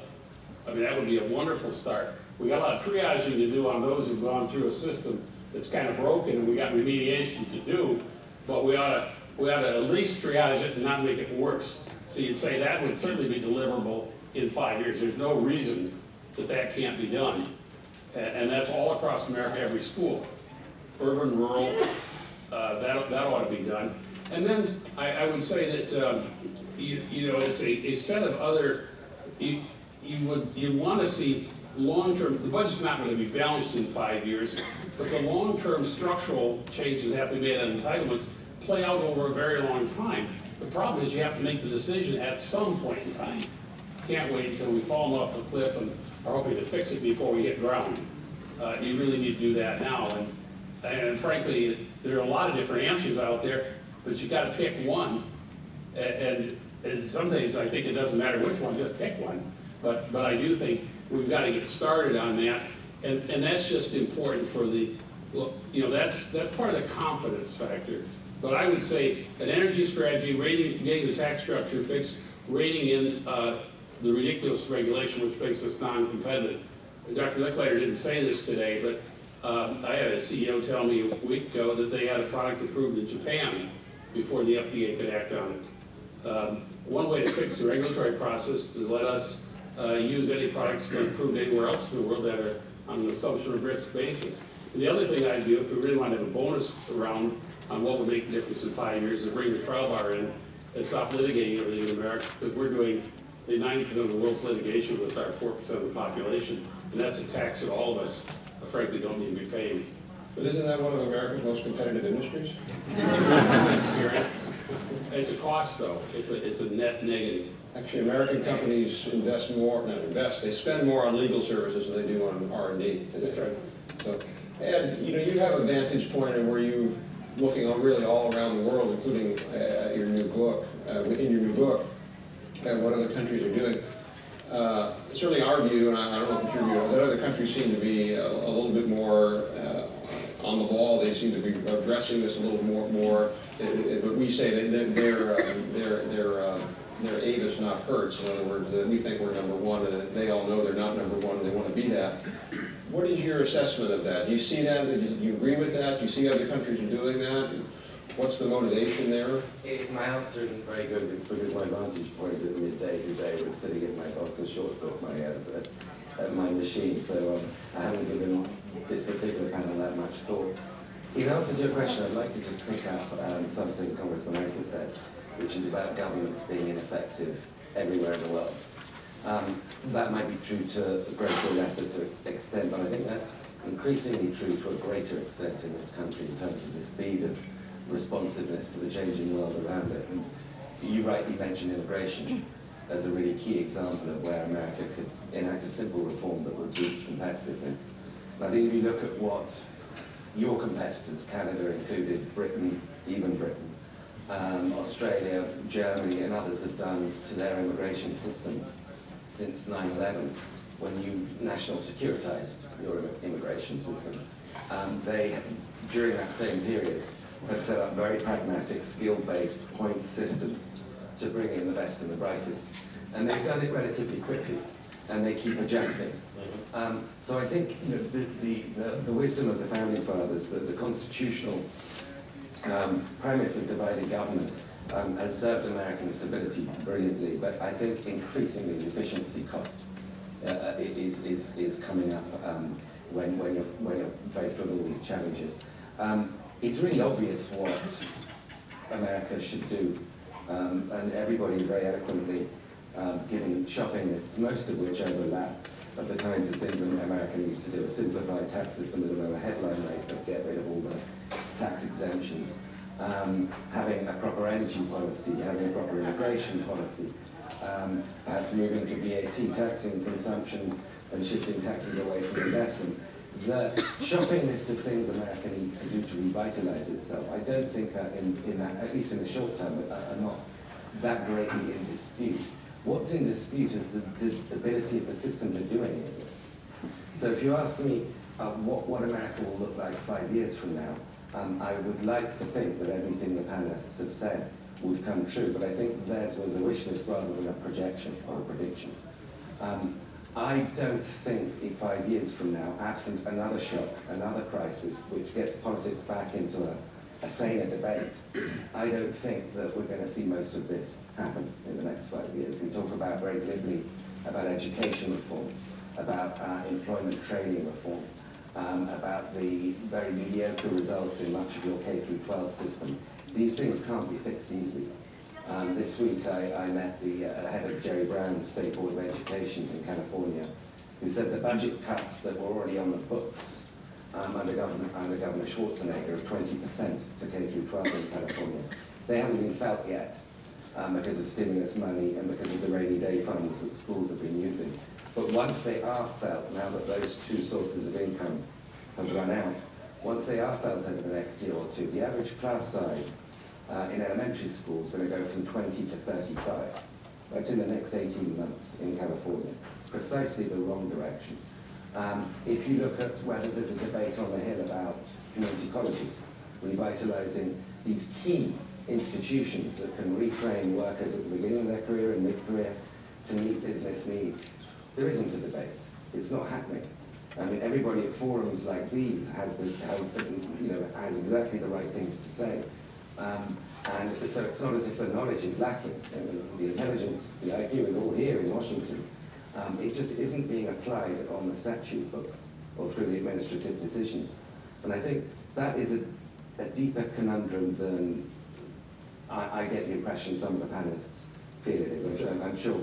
You're far more I don't want to get out of order, but You can do that, and then I want to turn to Ron. Go ahead. what I want to do is I'm an eternal optimist and actually believe in the greatness of America, and I'm going to tell you why I have confidence. So number one, let me just talk again, reminder, the Commerce Committee, majority of the Republicans, and the full suite of Democrats, 21-4, bipartisan support to modernize our nation's airwaves, essentially regulation, managing our spectrum assets. It was in the Ryan budget. Ryan came to the congressional picnic. I thanked him for his leadership, including the spectrum legislative framework in his budget. So it seems to me there's a bipartisan commitment to get our airwaves, which is the next wave of internet-based economic growth, will be mobile. So that feels pretty good. You mentioned the notion of where we are in patents. It did pass, I think I forget the numbers, astronomically, God willing, will follow suit in the House. Those things look very, very strong. If you go beyond that, I came from a Commonwealth where we went from a Democratic leadership to Republican leadership. Governor Kane's signature initiative was to expand access to higher education for young people, and the goal was to have 100,000 more college graduates in the pipeline, if you will. And it was signature initiative signed by Governor McDonnell just maybe 2 or 3 weeks ago. Now, different flavor, different what have you, but like the goal of expanding the number of people that get that degree, they handed the ball over relatively nicely. So if you go down the list of technological or innovation-oriented policies, there is absolute, at least a shared vision for the country. We may have a different path. One may be more tax cut oriented, one may be some investment piece. But we have yet to exploit what we're calling open innovation philosophies. That is the less politically charged more money or less taxes. It's the question of, are we doing a good job of pre-competitive R&D collaboration? Have we maximized the role of the federal government and private actors in standards activities that open up new markets and create global growth? Have we engaged in data, democratizing access to information as a fuel, if you will, a rocket fuel for new products and services? There are things we can, in fact, Congressman Ice is a huge fan of open government, open data. I've got a bill. Yes, he does. So I appreciate the macro view as it's tough. But when you kind of chip into the mechanics of exactly what are the active ingredients, aside from big spending or big tax judgments, there's a healthy dose. And Startup Visa had a Republican and a Democratic co-sponsor. The president announced his support for Startup Visa, which is an innovative model for how we view it. So there's a lot, I think, that's to be positive.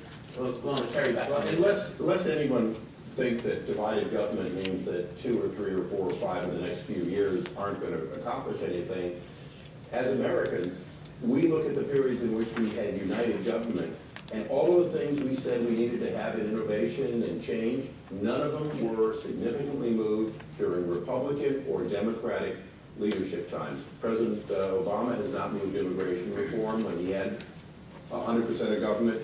President Bush lamely talked about a loose plan and then abandoned it when it came to immigration reform. So I think the absence of action should not be blamed on divided government versus united government. The absence of action should be blamed on politicians, and the need for pushing for those changes should never ebb and flow based on who's in charge, because ultimately when the time is right, it's when we fear for our jobs if we don't preserve your jobs.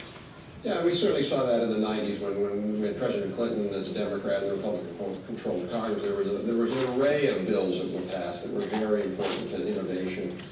But Ron, I want to go back to this question, because when I was in Rhode Island, and one of the things that we were able to do with the Governor's Economic Policy Council was put in place a pretty robust agenda for innovation, including the strongest R&D tax credit in the country, including new workforce training tax credits, including university-industry partnerships.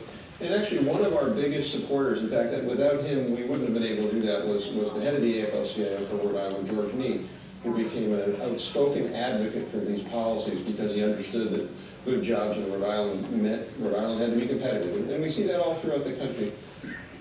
It's harder to get that kind of business labor collaboration in Washington. It's much, as I don't have to tell you, much more adversarial. How do we move beyond that? How do we get business and labor to see that while there's certainly differences, that there's some core agreements we have? Well, I think it's important to start there, because I see some hope here, actually. I mean, we're in Washington, so we focus on this partisan divide and gridlock, et cetera. But we also have a problem with business-labor relationships, and they're interrelated. And if we're going to move forward, we're going to have to bridge both those divides. But I think the condition of the country, the critical condition of the country at this point in time, which you mentioned in the opening, provides us just that opportunity. Because we can decide around a national project, are we going to continue to be one of the very richest countries in the world, one of the most powerful countries in the world, or are we going to continue to slide into a position where we can't support ourselves? I'll remind you that before this crisis happened, we were borrowing 6% of our GDP to pay for the things that we were consuming that we weren't producing. And we were borrowing it from developing countries, not to invest in our country, but to consume that money. This is a foolish game for our country, and it doesn't work for the world. And it's one of the underlying causes of the crisis, which is another subject. But I think given where we're starting, and again, Congressman Coons mentioned at the beginning, the very first word he mentioned was investment. I would say that our future depends on our companies and our country innovating. We're a high-standard country in a globalizing world. Unless we're producing a continuous stream of ever-increasingly better products and delivering them with better services, we will not succeed. And I mean ever-increasing, which means that our competitive success has to be based on innovation. Now, for the country, as opposed to the companies, I mean, we have some of the most competitive companies in the world, but our country's not competitive. So how do we make the country competitive? The very first thing is we have to have a world-class workforce. That is, the education and the skills of our workers should be second to none. There should be no American that is able and willing to go to school who can't go to school because he can't afford it. Instead of investing in that, we're cutting Pell Grants, President. That makes no sense at all. Secondly, there shouldn't be any worker in this country working at a job that's adding less value than they're willing and able to produce. And if it takes giving them some training and supporting them while they get it and putting them in that higher value-added job, we should make it happen. And thirdly, I'd remind you that, and something I learned in my union, working people actually know something about what they do, which nobody else does, because they do it. But our industrial relations system is such that there's no incentive for the worker to contribute that to the success of the company or the country. Because it's the Ralph Cramden problem, I call it, showing my age. You put the suggestion in the company's box and get fired the next day when the company accepts. There's wonderful models now, profit sharing, where alignment of the workforce as the management are working. There's even seen that in the auto industry now after near-death experiences. There are some things that I think are positive on that front. Oh, I'm sorry. Sure. There are good examples, and we can talk about those. The second thing is we've got to invest. We've got a $2.2 trillion deficit in our basic infrastructure. We've got bridges falling into rivers. We've got cities drowning. There's no future if we don't have an infrastructure, communications and transportation infrastructure, so the companies can make a sense of investing here as opposed to somewhere else.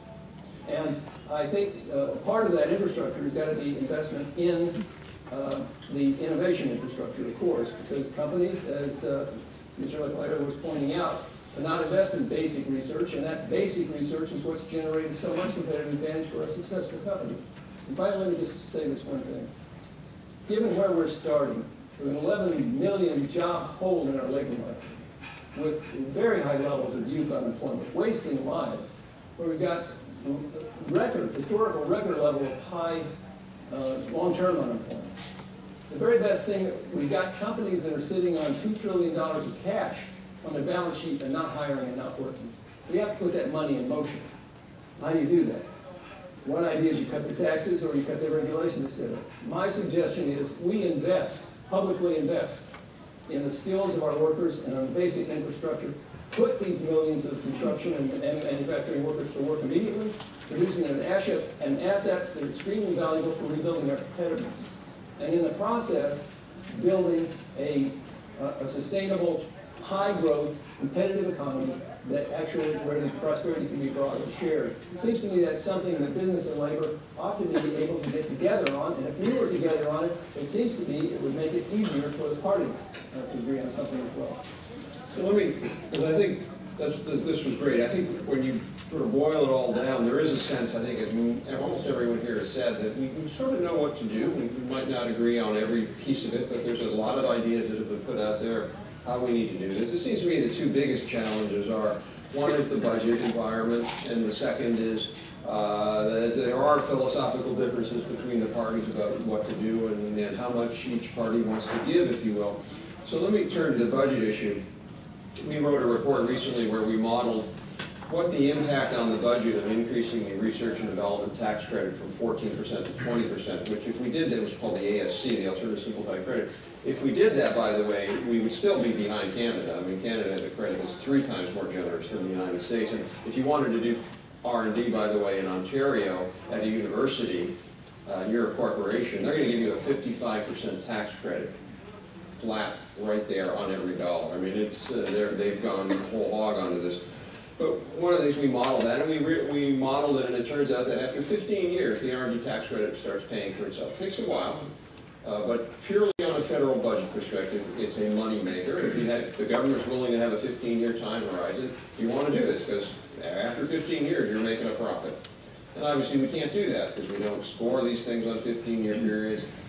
You know, whether everyone agrees with Ron's point or not, in our view, we have to have public investment, and we would define the R&D tax credit or better expensing of new plant equipment as investment. It's a public expenditure on a tax expenditure, just like we would define it as increasing the National Science Foundation budget. So I guess maybe, Senator Kuhn, you could start with how do we get the budget process in shape so that we can differentiate between spending and investment? I mean, you look at what the UK government, the Conservative government, and they're about to put in place what's called the patent box, where they're going to tax income from patents at a very low rate in the midst of a huge budget crisis. They didn't cut a lot of key things around innovation in that. So, you know, they cut some things, but they were able to differentiate, I think. Can we do that, and how would we do that?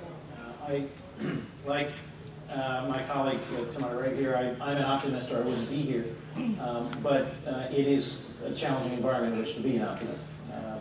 And I'm interested that we've talked a number of times about models, whether it's Canada or the UK or Israel or India, others who are doing good things or the right thing in terms of aligning infrastructure investment, tax policy, immigration policy.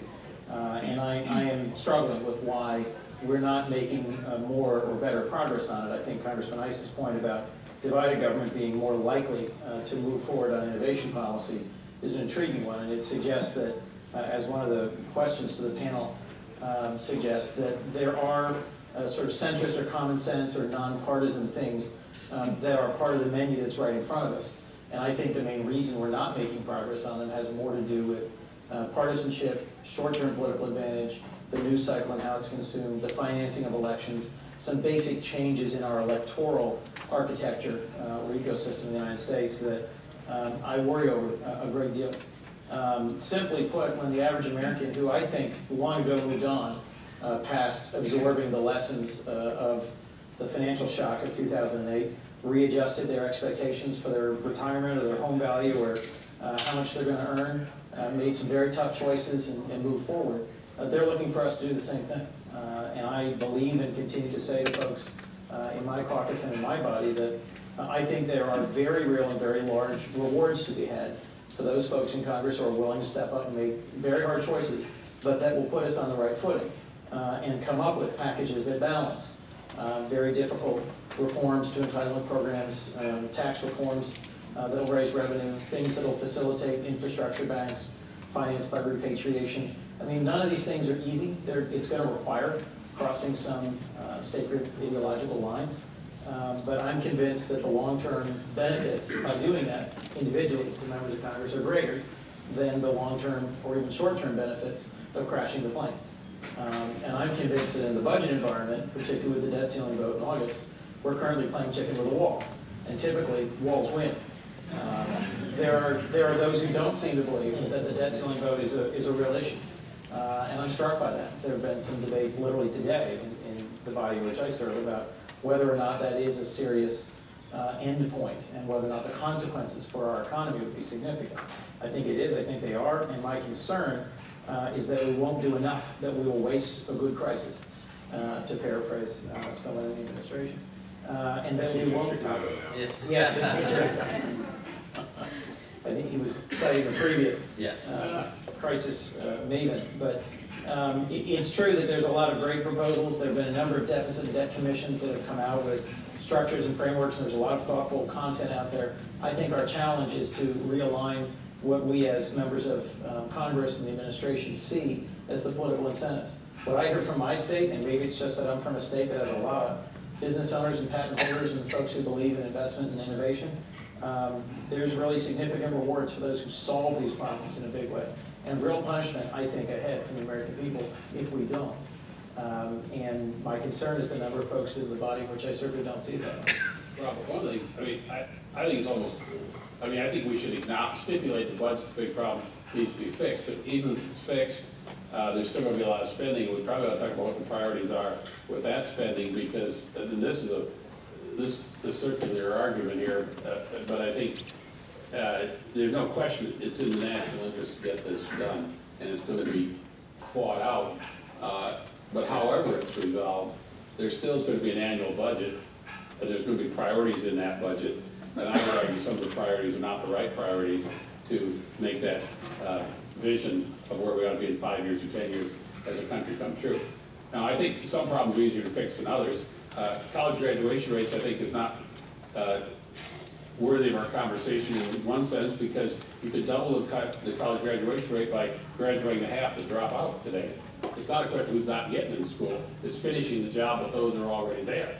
Yep. I mean, so there's a huge opportunity there. Yes. They're already in the university. We've identified them, admitted them, and then we lose them. So we got to fix that. The K-12 system's got $650 billion each year. That's a funded problem. We aren't delivering on it. Much to be done there, but it's nobody can really make a money argument there. Healthcare system the same way. We spend way more than the rest of the world, so it's a funded problem. We need to fix it, a lot to be done.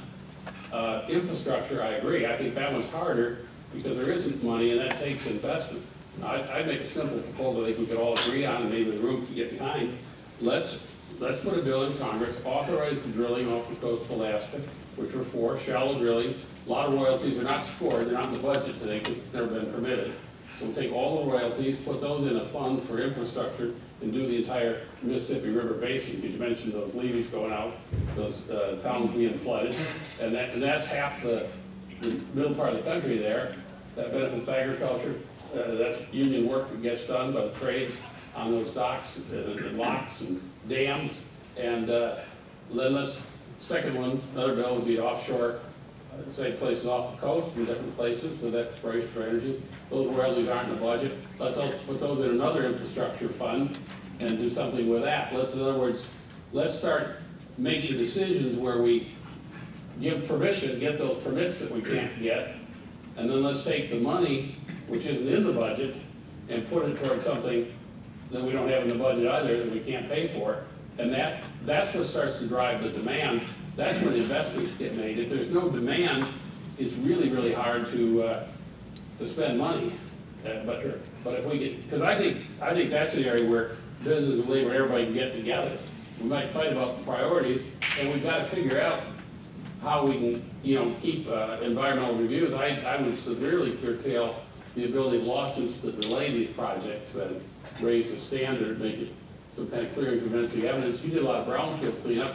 Look how much of that we could clean up around the nation, and we'd have a win-win-win if we did that. That's good for the environment. Let's use oil royalties to do brownfield cleanup all over America. I mean, that's the kind of stuff. And the only people who don't like are some of the more radical environmental groups, but they're frankly way in the minority of the American people. And you have to say, you'll enjoy it when it's done.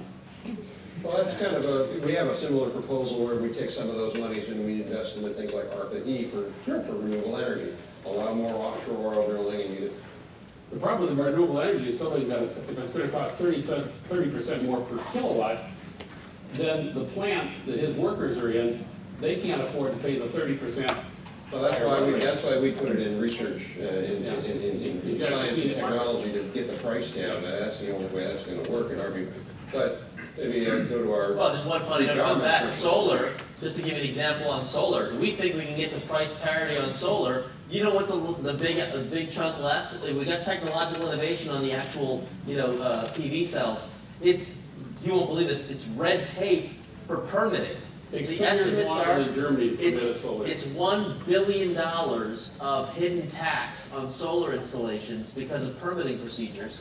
So the Energy Department did release a little race to the top-like competition to get 25 cities around the country to basically adopt forward-leaning, I wouldn't call it ideally, same-day permitting processes to get the solar panels installed. Because literally, if you look at Germany and the U.S., they have the same supply chain as we do. The difference in cost is that they've dramatically lowered the overhead. And that's a pretty, to get to solar parity, that's not that far off. Sure. That's just one example. But that's a good example, I think, of where President Obama came in, bless his heart, pretty darn naive. And it's only after he found out that there's nothing shovel ready. Because those who have the ability to delay and deny progress, those who have the ability to stop your union workers from doing their work, have formed a system that is slowing us down, not by weeks or months, but by years. I have a project in my district that's nothing but a pump storage station. It takes a lake, it makes a little puddle up above, it moves it up so we can send it down to peak shade. That in the transmission line is now in its 12th year of the approval process. And thank God, some of it's on federal land, so it's being fast-tracked. That is not atypical. one of the challenges. That's a union project too. It is a union project. The thing is not about the unionization. It's about the inherent inefficiency. The most transparent part of union activity is what you pay people. And that is the least deniable part of the process. If people tell me, my goodness, this guy's making $100,000 a year to be a prison guard, my only question is, do we have good prisons, well guarded, and is the use of the workforce efficient? Because until you get past that, you shouldn't even worry about what people get paid. Postal workers and UPS workers are not paid significantly differently, but there are inherent differences in the efficiency of these two operations that need to be addressed. Right now, our biggest challenge in getting projects done is all the delaying tactics. If we get that changed, we change America's competitiveness. The impediment to job creation is mostly about time and uncertainty. At the end of the day, time is money, uncertainty is an absence of ability to get investment, and the investment costs more. Now I'm going to give you a response to that political appointee for Governor Brown. California spends about $15,000 per student per year in our K through 12. Washington, D.C. spends significantly more. 20 in a classroom is $300,000. 35 in a classroom, because the dollars aren't changing by that much, is $500,000 plus per classroom. It's not the union teacher's salary. It's the inherent inefficiency that's built up in our K through 12 system in almost every state. And you mentioned Pell Grants. I'm going to throw Pell Grants out the window and tell you our problem is we've been feeding a subsidy program that doesn't hold universities accountable. When we look at what it costs to send a child through a university, take out all the funding, find out what the real cost is, public, private, etc. It costs too much. It costs way too much. When you actually look at the amount you're paying per student per hour, you have no way of justifying where that money goes. You can never possibly find it. Pell Grant, we can never have Pell Grants keep up with the rising cost of universities unless we hold universities accountable for the value they deliver. It's one of the challenges we have, and I've been defending the for-profit schools to a certain colleges to a certain extent because they make this large profit while undercutting the price of highly subsidized universities. And you look and say, well, wait a second. That's the dilemma is nobody should be able to have a for-profit university that is growing and making tons of money and beating the pants off the UC system and these other universities that are highly funded at the federal and the state level. So when we try to fix government, the first thing we have to do is score properly. And when we try to have bipartisan, bicameral activities, we have to define terms so that we don't demagogue the same statement. And Senator, the one that got me right here, we're all talking about accelerated tax credits and using these systems in order to incentivize. Well, that's what we demagogue on the oil companies for, in fact, their exploration. They don't actually get it. They don't get anything from us. They just get to expense faster what they're spending than they otherwise would. We have to get to where our terms and our scoring numbers, and this is where we are a team, our scoring numbers are honest so that people are all looking at the same facts. And if they look at the same facts, they more often reach the same conclusions. Three things if I could, because I know we both need to have to run, hopefully yes. In order to get the patent bill passed. I have to go vote for the patent bill. Yes. Are you a yes vote, Congressman? I'm a whip. I gotta go. Yeah. And by the way, I think the House did a really great job. We actually stopped fee diversion, so you can no longer tax innovation. We simply let the appropriators continue to second guess how that entity spends their money. And you know what? Second and third guessing, even independent That's agencies. in the budget you never pass? No, actually, it's simply if the appropriators don't give them the money, it stays in a fund until they justify the money. Ultimately, 100% of it will be spent out of patent fees. So I helped work out that compromise. It ain't perfect, It's not but perfect. they never are. Thank you. Good luck.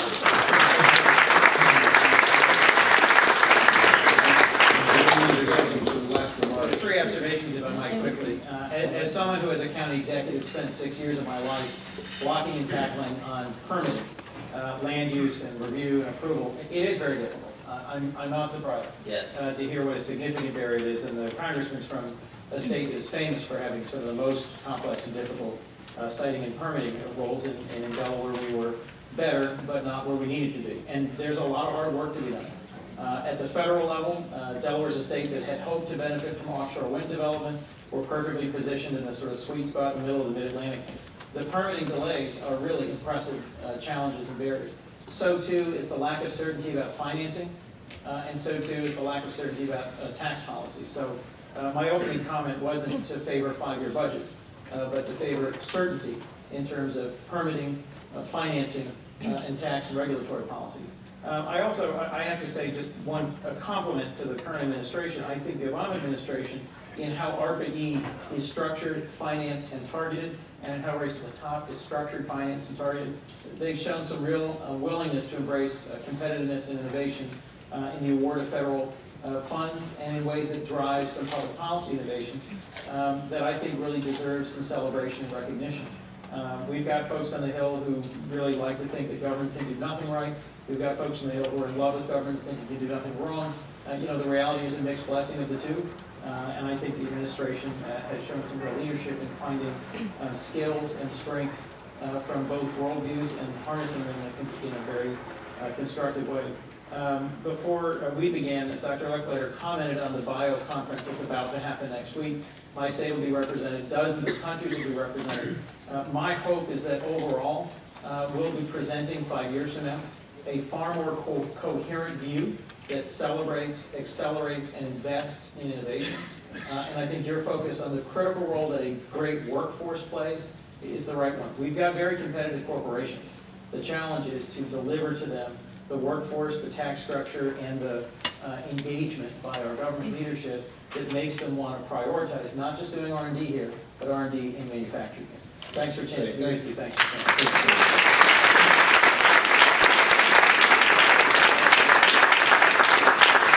We really appreciate you taking the time to join us. I want to ask a couple more questions, and then I want to open it up to the audience. Rana, who was not able to join us, in her article, she had a very compelling point in her fifth myth, which was that there's sort of nothing to do. There's sort of we've shot all the bullets, and you heard Chairman Bernanke today. Well, I don't know what we're going to do. And she said, quote, the bottom line is that we have to find ways to make the U.S. a more attractive destination for investment. And then she said this, I cannot believe she wrote this. I mean, she should be exiled out of this. She should go to Europe. She said, one way to do this is by considering a third rail term, industrial policy. It needs to be rebranded because Democrats and Republicans alike shudder at being associated with something so anti-American. In fact, good industrial policy can be a useful economic nudge. It's not about creating a command and control economy like China's, but about the public and private sector coming together at every level, as in Germany, to decide how to keep the best jobs at home. So, Governor England, you had an industrial policy in Michigan, and so did your Democrat, so did Jennifer Granholm, and so did... I can't speak for her. It's not clear. You know what I mean, though. That virtually every governor, whether they're a Republican or Democrat, has a state economic strategy. They think about what their investments are, what their taxes are, what their regulations are, how to drive good job creation. And because they know that if they don't do that, they're going to get left behind. Why can't we do that at the U.S. level? I do think the industrial policy term is archaic and we shouldn't use Sure. that. But I do think you should have a manufacturing strategy. I wrote a paper on that, and I agree with that. And I think, in fact, the paper you wrote, it's got a lot of wonderful suggestions and direction that people ought to pick up on. And we're competing against nations who do have manufacturing strategies, very explicit, very clear strategies. I mean, notably, certainly, the largest would be China with their national champions, their indigenous innovation policies, where they literally do want to project that this industry is going to be a national champion here, and then it's going to be an international winner, they hope. So that's a very specific kind of competition. You'd have to say that Airbus would be an example of a European manufacturing strategy involving more than one nation. I think what we have as a nation is an obligation to think through what are our strengths. That's what states try to do. Where do we have research capabilities? Michigan was blessed with superior institutions of higher education, and well, not as entrepreneurial maybe as say the West Coast or some in the East in our own way, and with the automotive and transportation industry, a lot of strength there. we concentrated on developing, making sure that, look, if you're in transportation in North America, you need a research facility in the Detroit metro area. And we're rewarded with a lot of foreign direct investment for expansion and paved the way for some even bigger ones later on. So, and so it goes. I mean, you had the Dow Chemical, location headquartered there in Midland, and Andrew Livernis got a great book out now. Livernis' book about making America and about a manufacturer. You can't let go of manufacturing. I believe that passionately. And again, central point of your manufacturing in America, but I mean, we do need that strategy. And so I think as a nation, what bothers me is that Singapore is smaller than most of our states, yet Singapore has governmental officials here in the state, their economic development officials, knocking on the door and saying, you need to build your next plant in Singapore, here's what we can do for you. And it's the whole 9 yards. It's everything, it's all of what we've talked about today and more, plus they're saying the relationship, our national government to your company is going to be a good and harmonious one. That's not the feeling people have when they come to Washington. And so I think this is, on the permitting issue, there's a lot of that stuff. I mean, frankly, it is, I think with a 9% unemployment rate, we're almost to the point we need a ritual execution of somebody in the agencies to get them out there, say, look, I'm the president, I said I want jobs created, get the permits done. He said the moratorium in the Gulf is over. Are we back to drilling in the Gulf prior to the BP well? No. Those are all wells that were permitted, they were being drilled. So it's leadership as well as policy. You can't have great policy and no leadership, and you can't have all goal setting without the policy underneath it. So I want to assert for a second here that we have the leader of the largest business organization in the United States and the chief economist of the largest labor organization in the United States. And I'm going to assert that you both agree on that statement that Governor Engler made about the need for a national manufacturing competitive strategy. Oh, absolutely. There's no way for us to rebalance our international positions without having a more robust manufacturing capacity in this country. The only advanced country that has achieved pre-crisis levels of employment and that has balanced trade and moving toward a surplus fiscally is Germany. And that's a high standard country that depends on making things. It's a high wage, high benefit country, and it's succeeding. In fact, they're back down to employment levels they haven't seen since unification in Germany. So they can make things, and they're pulling their weight. The contrast with us is striking. They have a manufacturing strategy. They don't contemn people who work with their hands. They train them from the beginning to work with their hands because they can make the machine tools that are the best in the world in many cases. So we need to have a sector strategy is what I would call it, whether it's, and it's focused on manufacturing would be one of those sectors. And I think it's essential not just for manufacturing and for manufacturing workers, but for our ability to pull our weight in the world. So I would join that. Yeah, we should have a services strategy too. It's we're ripe right now to onshore a number of jobs that everything from the call center to fulfillment to help desk kind of things that were once went off. Now they're highly competitive, and there are some strong reasons why it might be good, and there are examples of companies. AT&T recently brought back some 5,000 jobs from other parts of the world to this country, and they had a robust competition among states. One of those centers, 500 plus jobs went outside the Detroit metropolitan area, but they had to compete against other states for that. So there's a strategy, but if we had the same policy that, say, India has on locating those kinds of establishments in this country, what would it look like? Very different than what our law currently is. There's actually a bill going to be introduced in the Senate in a minute. Just before, I want to make sure, I don't want to preview tomorrow, but the president will be traveling tomorrow. I think it's been released, the schedule. He will be in Pittsburgh tomorrow, and the topic is, in fact, the strategy for advanced manufacturing. And I don't want to preview all the elements to that, but I can assert, from my vantage point, I helped lead the advanced manufacturing work with Ron Bloom, the president's advisor on manufacturing.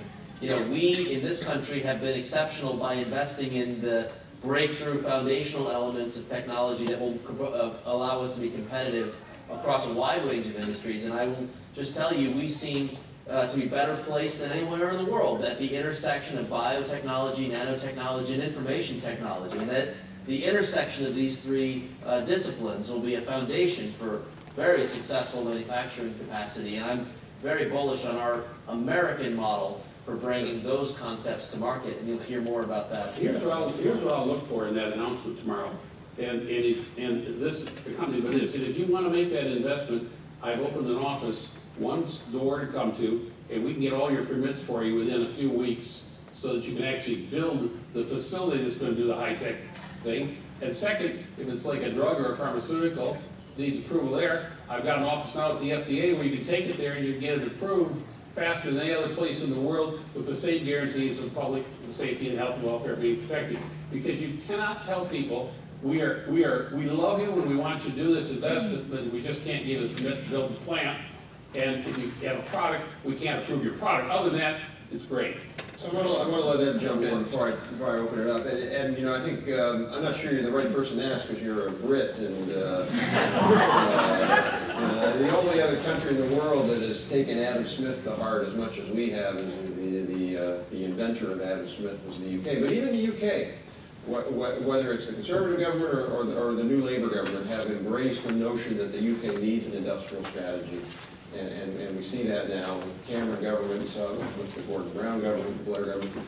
Do you think America is capable of getting beyond our free market anti-government fetish that says we can't do these things? And that a national industrial strategy doesn't mean big government. It means, as the governor said, streamlining regulation, making us friendly, a better tax climate. But as Ron said, investment and other things that Nish is doing, talking about smart grid and health IT. Can we do that? One of the reasons why some of these things are happening in the UK, I wouldn't want to romanticize how effective and comprehensive it is. But we're measuring against a low bar, which is it's because the UK is in a deeper sense of panic. It relies more on the financial sector, its economy, even than the US. It doesn't have the world's reserve currency. Europe, its closest export markets, biggest export markets, barring Germany and Scandinavia, is in complete disarray.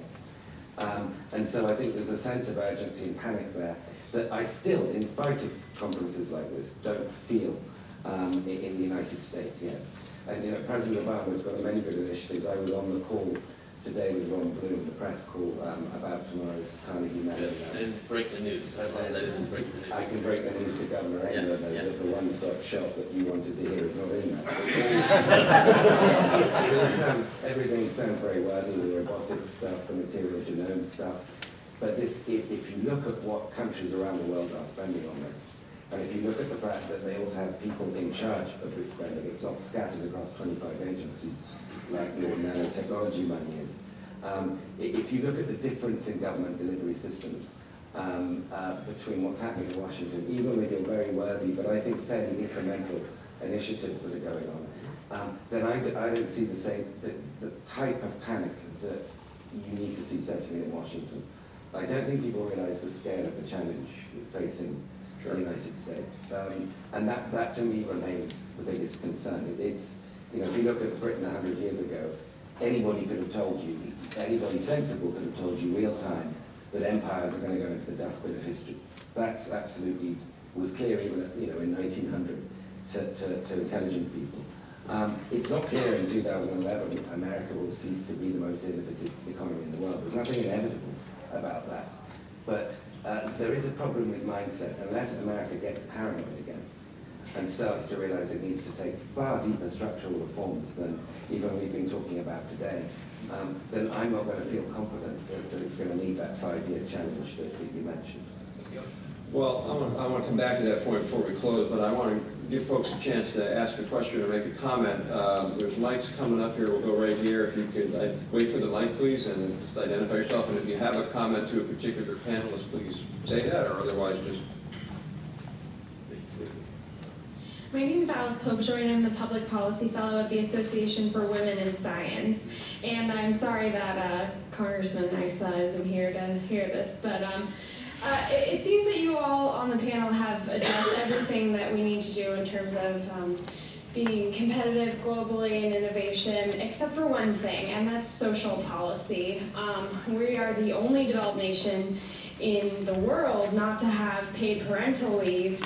It's just one of the examples. And Governor Engler, you actually almost got there. You touched on this in undergraduate education, and that is the dropping out in the pipeline. And the same exact thing happens to women in the science, technology, engineering, and mathematics pipeline. And that if we just reached out to those dislocated workers, particularly women who fall out because of inadequate social policies in these research and academia, even in the federal government, that if we re-engaged all of those people who already have PhDs, who've already been placed as assistant professors, but who are not progressing through the pipeline and drop out of those fields, we could solve half of our lack of innovators in this country. And I was just wondering if you all would please include that as part of your policy initiatives for the future.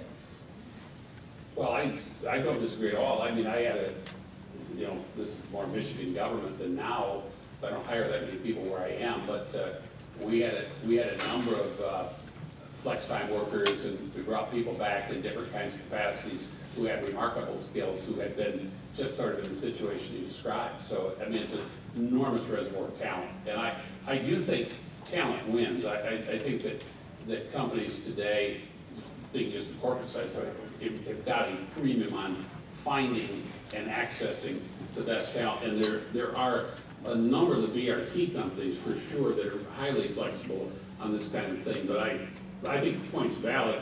I don't know, if there's a national policy looming out there that is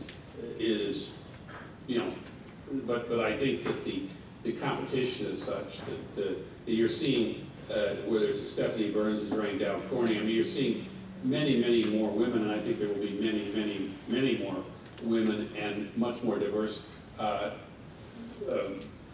guess, representation of talent and backgrounds rising up through the companies. And that's one of the reasons, even with the discussion on immigration with foreign, that somebody who's foreign-born, so much of the innovation comes there. The talent's going to win. We just want to make sure we've got the most hospitable environment in the world here to get that talent to the top. I had mentioned the Startup America program that we've been working very hard at to kind of nurture the ecosystems. A good number of the commitments that were made as part of that were focused on promoting women and minority entrepreneurship, because the number of female CEO entrepreneurs in high-growth companies is dramatically lower. You're absolutely right. So there's very much a focused attention there. And just by lead by example, the President has asked us to take a lead in thinking through on how we utilize human capital in our policies. My job was to help make sure that we had the technical foundation for telework, for example. So a number of these flexible policies can be put into place because you have the ability with broadband for folks to be able to work from wherever they are. And it actually is having a great effect. I mean, in fact, a lot of the onshoring that Governor Engler was describing are coming back because people are doing more home-based call center work, and a lot of them are women who take on these roles and might be home for reasons that or with family and the like. And that actually has been a pretty successful way to bring price parity down to some of these other things. So your point is very, very well appreciated. Gentleman right there. Yeah, I'm Pat Malloy. I'm on the bipartisan U.S.-China Economic and Security Review Commission. We did a hearing last Wednesday on China's new 5-year plan, the indigenous innovation, and then what we might do to deal with things. So your talk about a manufacturing strategy is music to the ears.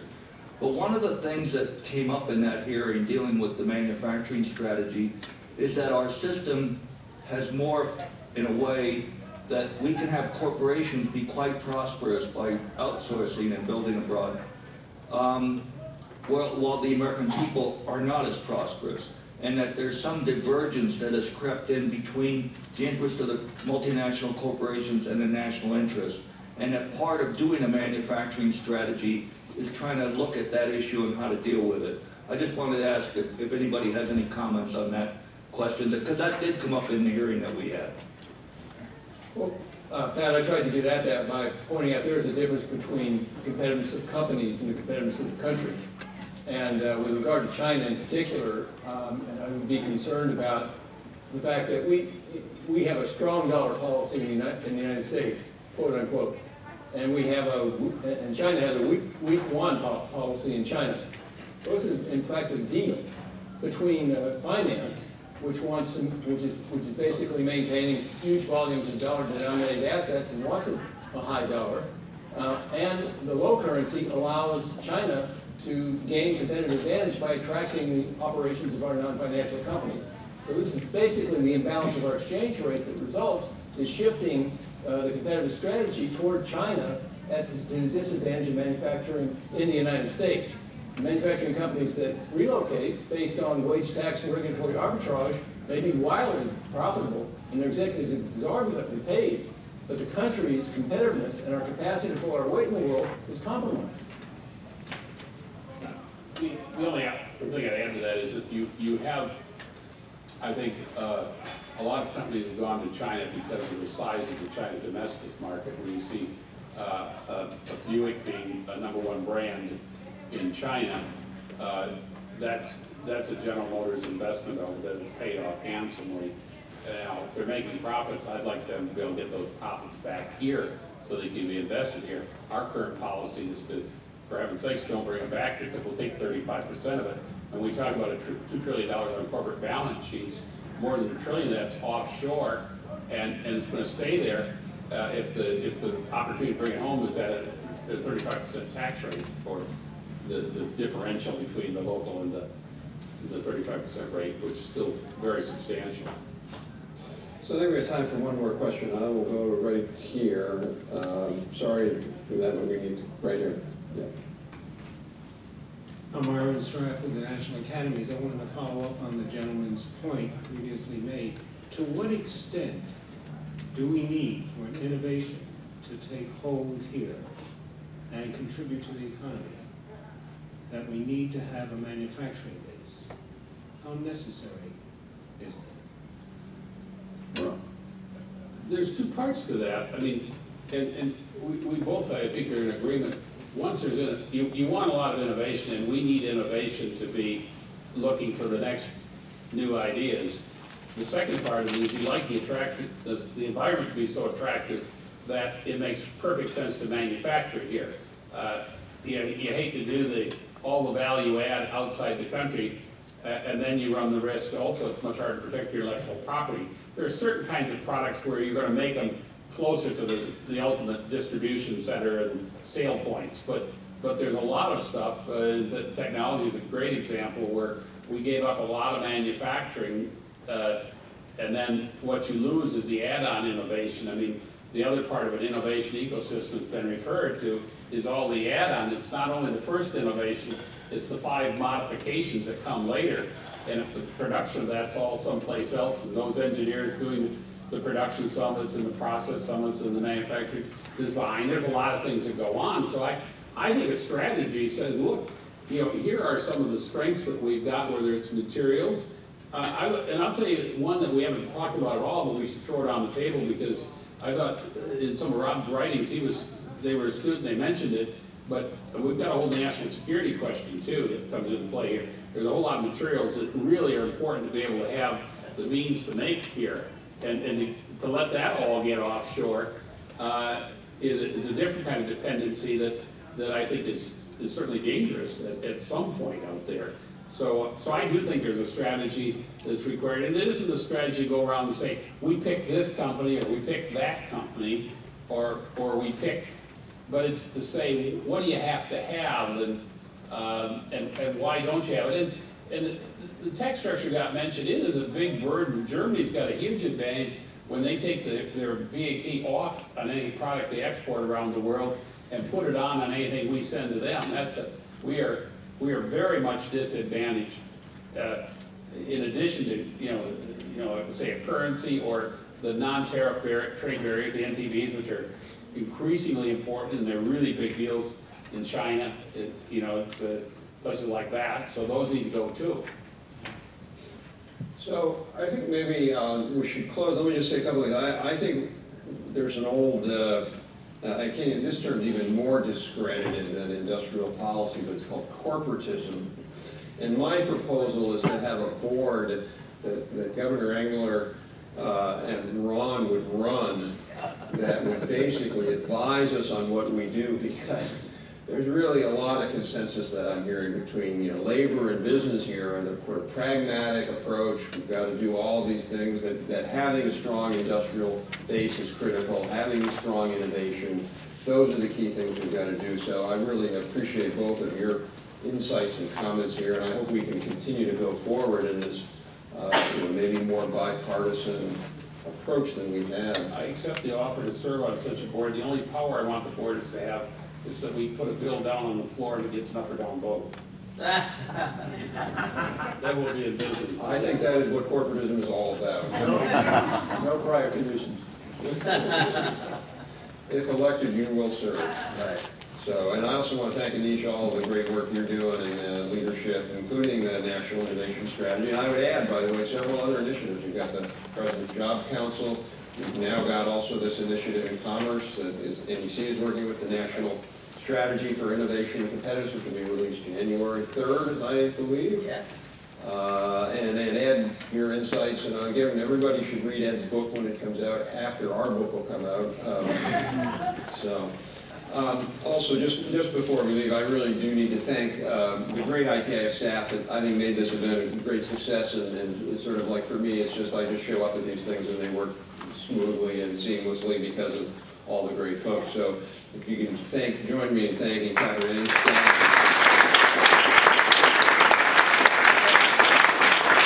Bergen, Brian Walnick, Luke Stewart, Andrea Matus, who really has taken the lead on this, and Helen Milby and Jackie Wisman are also helpful. So again, thanks to everybody here, and thank you all.